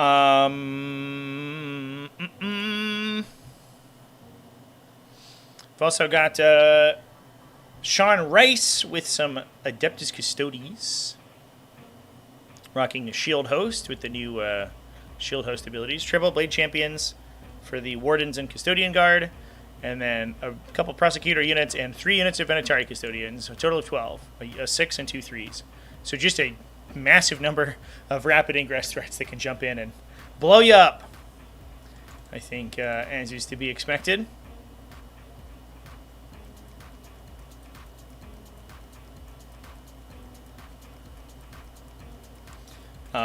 And last but certainly not least, Tom Ogden running Tau, who is rocking some sweet Tiger Sharks. A Commander Shadow Sun, a Cold Star Commander Battlesuit. This is a Kauyon detachment. So this is cool because I think the Tiger Sharks are the aircraft focus lists are always going to be engaging a turn later than you want to with Monka, right? So like Monka, you really want to be hitting your opponent on turn 1 to 2. If you can push super far forward with scouts and alpha strikes, you can kill them. If turn 2, you can leverage your way into like a beta strike. You're also okay. If any later than that, and the detachment's probably not worth playing. So if you have aircraft that aren't coming onto the table until round 3 or 4, then you're probably having a tough time. Now, so the list was focused on these 2 tiger sharks in the back here, with just 1 trillion shots, right? 2 railguns apiece, plus a bunch of little guns, plus 6 seeker missiles. So their alpha is huge, and the sustained hits is way better on these things than the lethal hits from Monka, because a sustained hit on a railgun shot is ludicrous value. If you flip a 6 on one of their cannon shots, or even just a seeker missile, like the game can just end, right? A tiger shark with reroll hits and wounds, thanks to the stealth battlesuits, reroll ones, can just rock in, dump 6 seekers and 2 railgun cannons into a knight, and has like a non-zero chance of just straight up one-shotting it. And that's like insane value, especially because those really big, those super big tanky units, so like Lords of Skulls, Knights, Land Fortresses, even Land Raiders in most instances, are almost impossible to true line of sight block from a Tiger Shark, because aircraft ignore the line of sight blocking terrain templates for ruins. You still have to have true line of sight to them, but it's really easy when you reserve off your table edge, and you can edge your wings out to grab the line of sight that you need, and then just like pick up whatever you're looking at. So Kalyan makes total sense in a list like this. Obviously, I think this is like extremely Alpha Strike oriented, so I don't know if that's going to be played quite as much in a single sort of format. But if you can put them into these matchups where your opponent is trying to armor skew against you, 2 Tiger Sharks just come in on round 3-ish, and like Kalyan turns on, and you just kill them. They're sustain. I guess it's just sustain 2 even, if they're guided, which they probably are. So a single 6 gets you like double railgun shots basically. What happens if someone just bum rushes the ultra greedy list with 2 Tiger Sharks and needs an ingress turn 2 as well as having a detachment that doesn't work until turn 3? I mean, good luck. Like, you can put that into matchups where your opponent doesn't necessarily have the ability to like kill you on turn 1. There's also like there's enough stuff on the table that it move blocks you essentially, right? There's 3 Skyray gunships, so they're still going to be doing reasonable damage for the stuff that's on the table. You only have 550 points in reserve, so you're still like you're like, oh, I'm just going to run at them. You're like, okay, but there's still 1,500 points of Vitalist here, right? Like, there's still most of an army that's going to be shooting at you, and so if you just leave cover and run at them, you're still going to take like immense casualties, right? There's 2 broadside battle shoots. There's 3 Skyray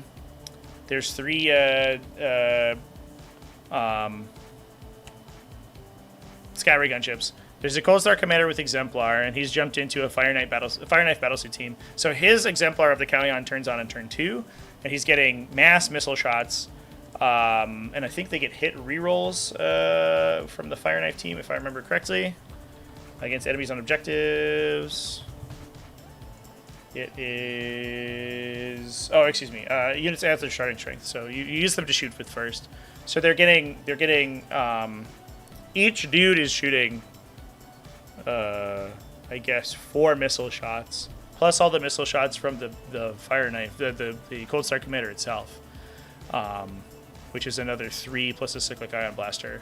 So you're shooting another... The Cyclet's 3 2 damage shots when it's overcharged, right? So you're shooting another 9 2 damage shots plus the 12 you're shooting here. So you have 21 shots that are getting sustained 2 with hit rerolls on Battle Round 2. So they're not going to kill super heavily armored stuff, right? Because it's kind of low AP. It's all AP 1, but it's AP 1 ignore cover. So if you don't have a really good save or Armor of Contempt, it'll knock out something. You have Crude Carnivores to prevent that movement in the midboard, plus Piranhas, so you have a lot of forward operators to stop that stuff from happening too. And then obviously the shooting is still good.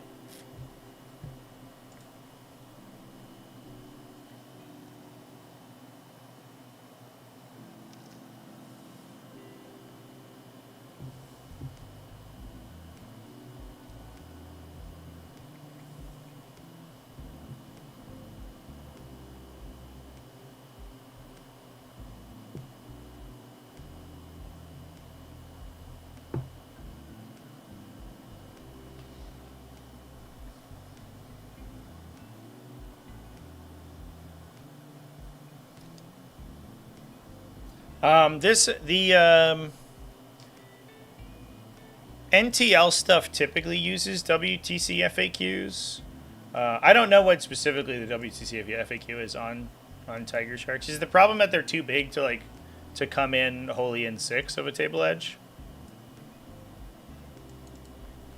So they have to use like large model setup rules. Is that what's going on?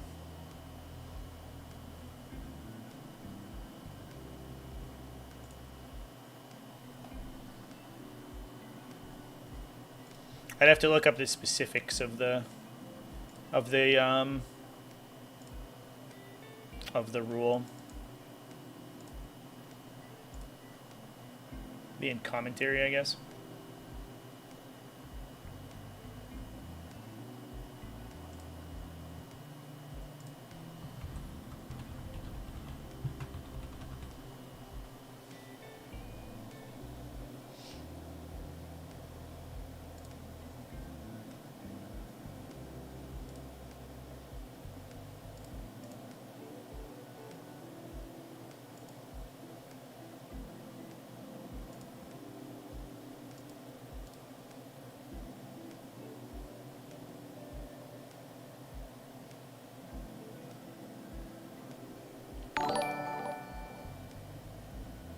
Could I get some last-minute thoughts on my list?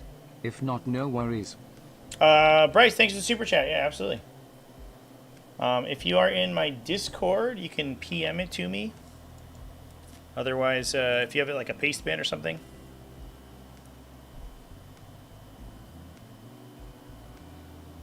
Their base is 6.1 inches. Is it?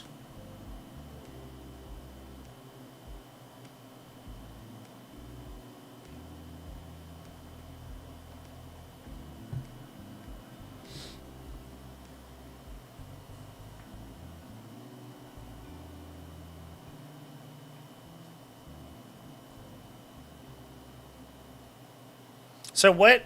Just to clarify for my own edification, chat. What makes it affected by the strategic reserve rules?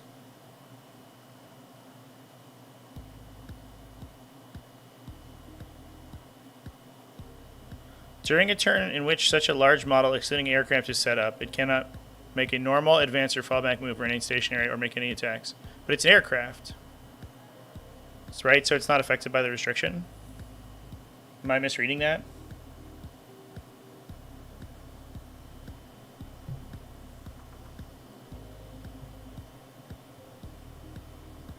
I'm not going to go to the app, chat. If it's not a PDF, I'm not going to look at it. I don't care about the app. It's in reserves section.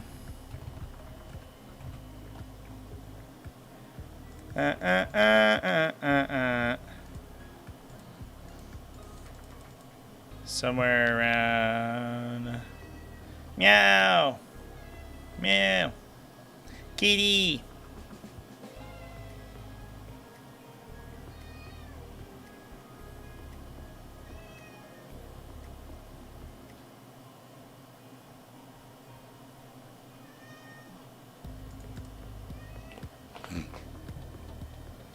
Alright, let me see if I go. If we have this list here, chat. I'm going to go back to my big camera.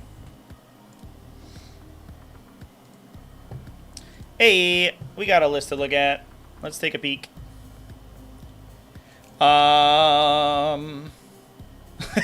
It's called Meow Locks, which is very appropriate because of my commentator over here who's coming to hang out. What are you doing, kitty cat? Want to come visit? No. Maybe. Oh, there you are. Oh, we're going up. We got Death Leaper, Narrow Tyrant, Winged Tyrant, Double Gargoyles, Biovore, Double Exocrine. Love it so far. Gene Stealers. Gene Stealers, no Brood Lord, which is probably fine. Do you need the 10 Gene Stealers, or would you be better off with 2 of 5? I almost wonder if the double 5 is better.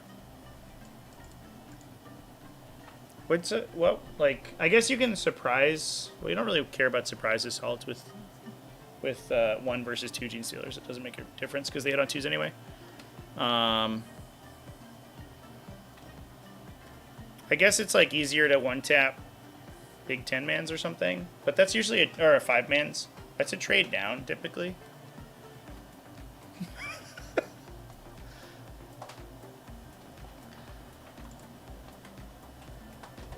I have a new chair accessory. What are you doing up there? Yeah. Oh, you're falling down. You straight up just fell on me. What the fuck, cat? Oh my god. She like rolled. That was like on purpose. You gonna sit on my back? Aww. What's up? Hello. Double Lictor, double Moloch, double Neurogaunts. Double Neurogaunts. I almost wonder if you would be better off, unless you're like using the Neurogaunts for something specific, cutting one gargoyle unit. I know it sounds like a fucking travesty, but if you cut one gargoyle unit, you can upgrade one of the. You can take those points and drop a Neurogaunt squad and get 2 units of Hormagaunts, which are just like much better. I think the Hormagaunts are so much better than a Neurogaunt squad by themselves that you end up kind of netting value there. I believe that those math works out, right?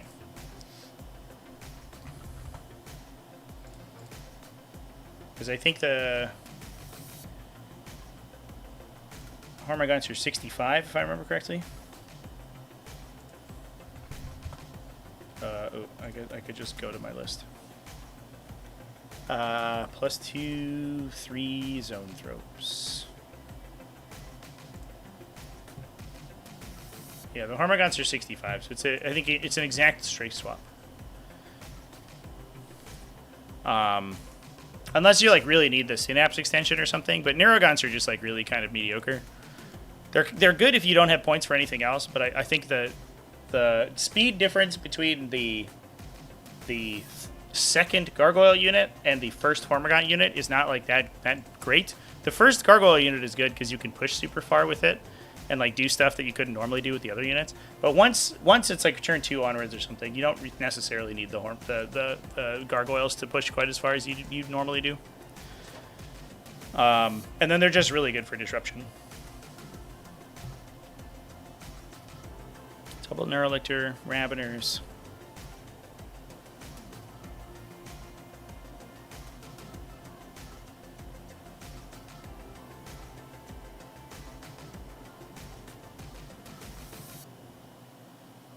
The list feels really light. Is it 2,000? Yeah. Like I feel like we're missing like punching power, but I guess that's it's in the Gene Stealers and the Zoanthropes.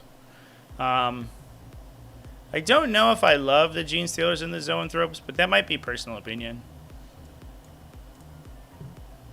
Because I think you're gonna struggle with high armor stuff. Like you have very little to just like, if somebody puts a Land Raider in the middle of the table, like what do? You know what I mean? I think that's gonna be your weakness.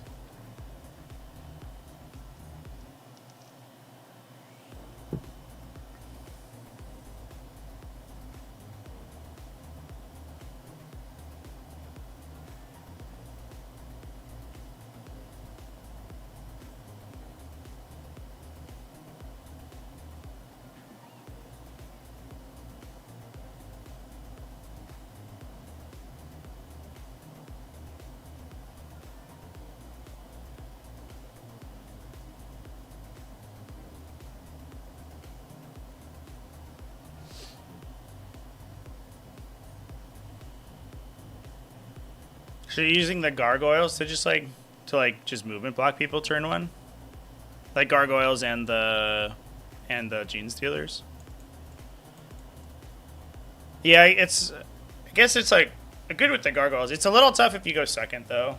I think I would rather play for like a more attritional game because you're less reliant on going first. Like if this list goes first, it's probably fine, right? Because you can just like you can rip Gargoyles into the opponent and Gene Stealers and like maybe even Seeded Brood some stuff. and then just like prevent them from moving for the first 2 turns of the game. But if you're second, then your opponent gets a turn to move against you, and it's a little awkward. That would be my one concern.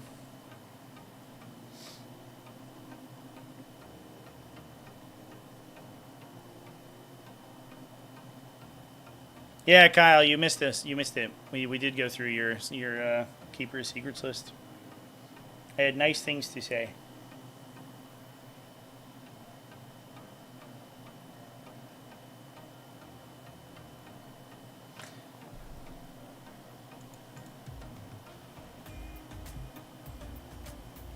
Have you played the Zoanthropes, the 2x3 Zoanthropes before, Bryce? I played the big bricks of Zoanthropes, and I really did not like them. But if you had more success with them, then it's probably fine. They're just feel like the most swingy unit in the history of the world. What can you take for armor cracking? Dude, fucking melee warriors, my guy. Holy shit. That unit is turned. Melee warriors might be in the contention for... If you consider them, like, holistically within the faction with all the support that they have, they might be one of the best melee units in 40k right now. It's a little bit awkward because, like, they're kind of slow, and they rely on a lot of extra stuff to actually get their work done. But, like, oh my god. The output, when you see them in action, the output is, like, ludicrous. It's ludicrously insane.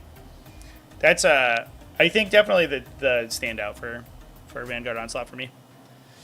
And Pariah Nexus, the mission or the terrain layouts are really conducive to getting them to melee too. Like the average rush distance between like sort of setup zones on the table is usually around where a Tyranid warrior unit could get to, or at least the distance between where they can set up and get into either the opponent's deployment zone or into a center objective is usually pretty conducive to their like weird sort of like 9-ish movement like between 9 and 12-ish movement range. It's like a sort of bizarre movement distance.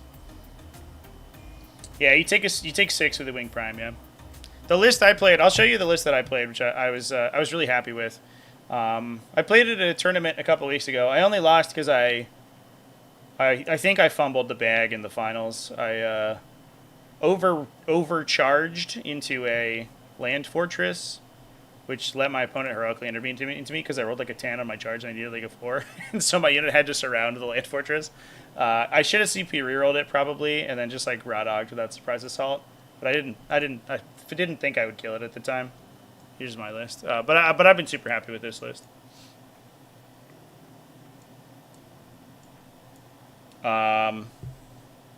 There's the Neuro Tyrant, Double Winged Prime, the Hive Tyrant. I don't know if you had enhancements. Hunting Grounds was actually pretty transformative. If you have... Oh, you have it. Okay. Never mind. Hunting Grounds is really good because people saw it, and oftentimes they just didn't put stuff in reserve, and I was like, oh, all right. Cool. Now I don't have to screen. I love it. What a use of 20 points. We had triple lictors. I think lictors are super nuts in the format right now just because of the free interventions. Not insane. Biovores, the 2 warrior squads, 3 exocrines, 2 Molochs. So sort of the bones are the same. I just have Hormigons instead of the gargoyles to free more points. And then I have, instead of the Zoanthropes and the Gene Stealers, I just had melee warriors.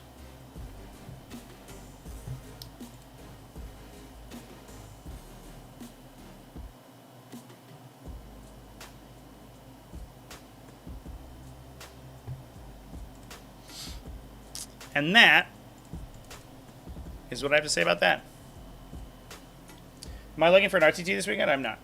No, I have a show to go to. I have a Breach Storm event.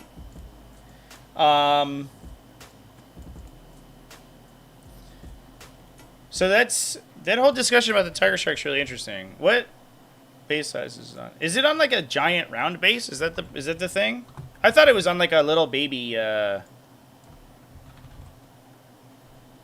little baby base. Oh, it is on a big, huge round base. Oh, okay.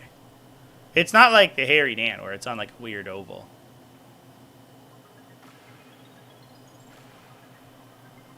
Does it say what base it's on? No. Why would it? Why would they tell you? But this looks like the Guo base, right? Like the 160 millimeter or something. Yeah, that's almost certainly what that is. Okay. I understand. I understand the confusion.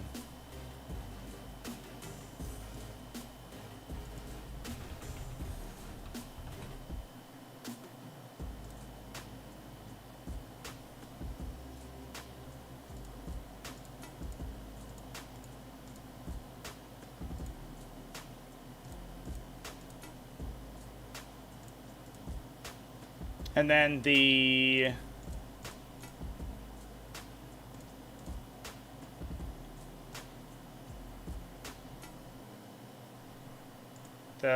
large model measuring stuff applies because of something.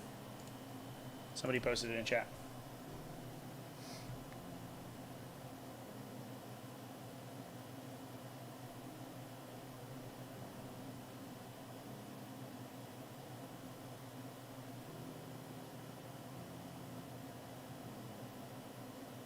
Oh, because it applies because of the WTC FAQ? Is that supported by the main FAQ, though? I don't know, chat. Because this FAQ says that aircraft can operate normally.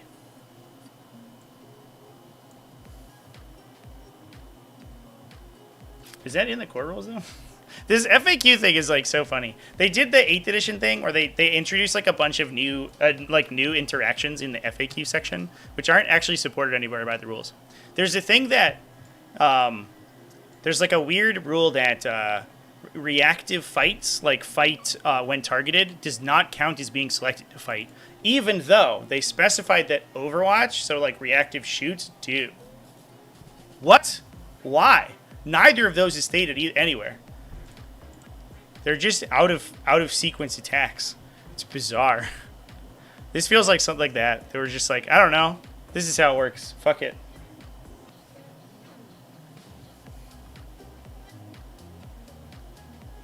The old rules commentary said it couldn't shoot the turn it came on. The new one says things can't shoot escape aircraft. Oh, okay. So it sounds like it should be able to shoot the turn it comes on. It seems like that is how things work. But I don't know, chat. I haven't looked into it as much as everyone else has, apparently. All right, folks. Do we have anything else you want to look at? It's 6:04, so we are getting to the close here. Interesting discussion, though. A bit of a quiet one today. Not a lot of people in the chat, but we had a lot of people hanging out over the weekend. So I want to offer my appreciation for everyone who was. Oh my god, I'm just about to flip back to this fucking thing, and I have hair all over me now. Damn it, Inky! What the fuck?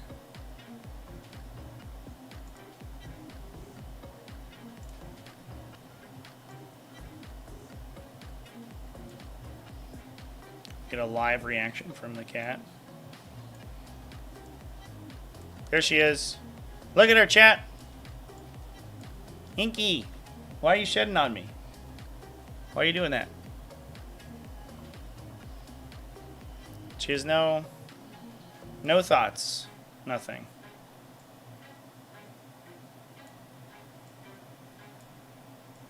She's cute though. Look at that cutie pie.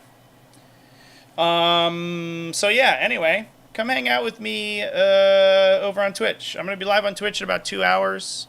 I'm going to be doing the first streamed game, at least on my channel, for the Season 8 Invitational. So I'm super excited for that. I have a bunch of setup to do over there. So that's where we're going to be at. Thanks everyone for hanging out with me. I'll see you on that channel. Remember to keep it classy, folks. Have happy wargaming, and have a good one.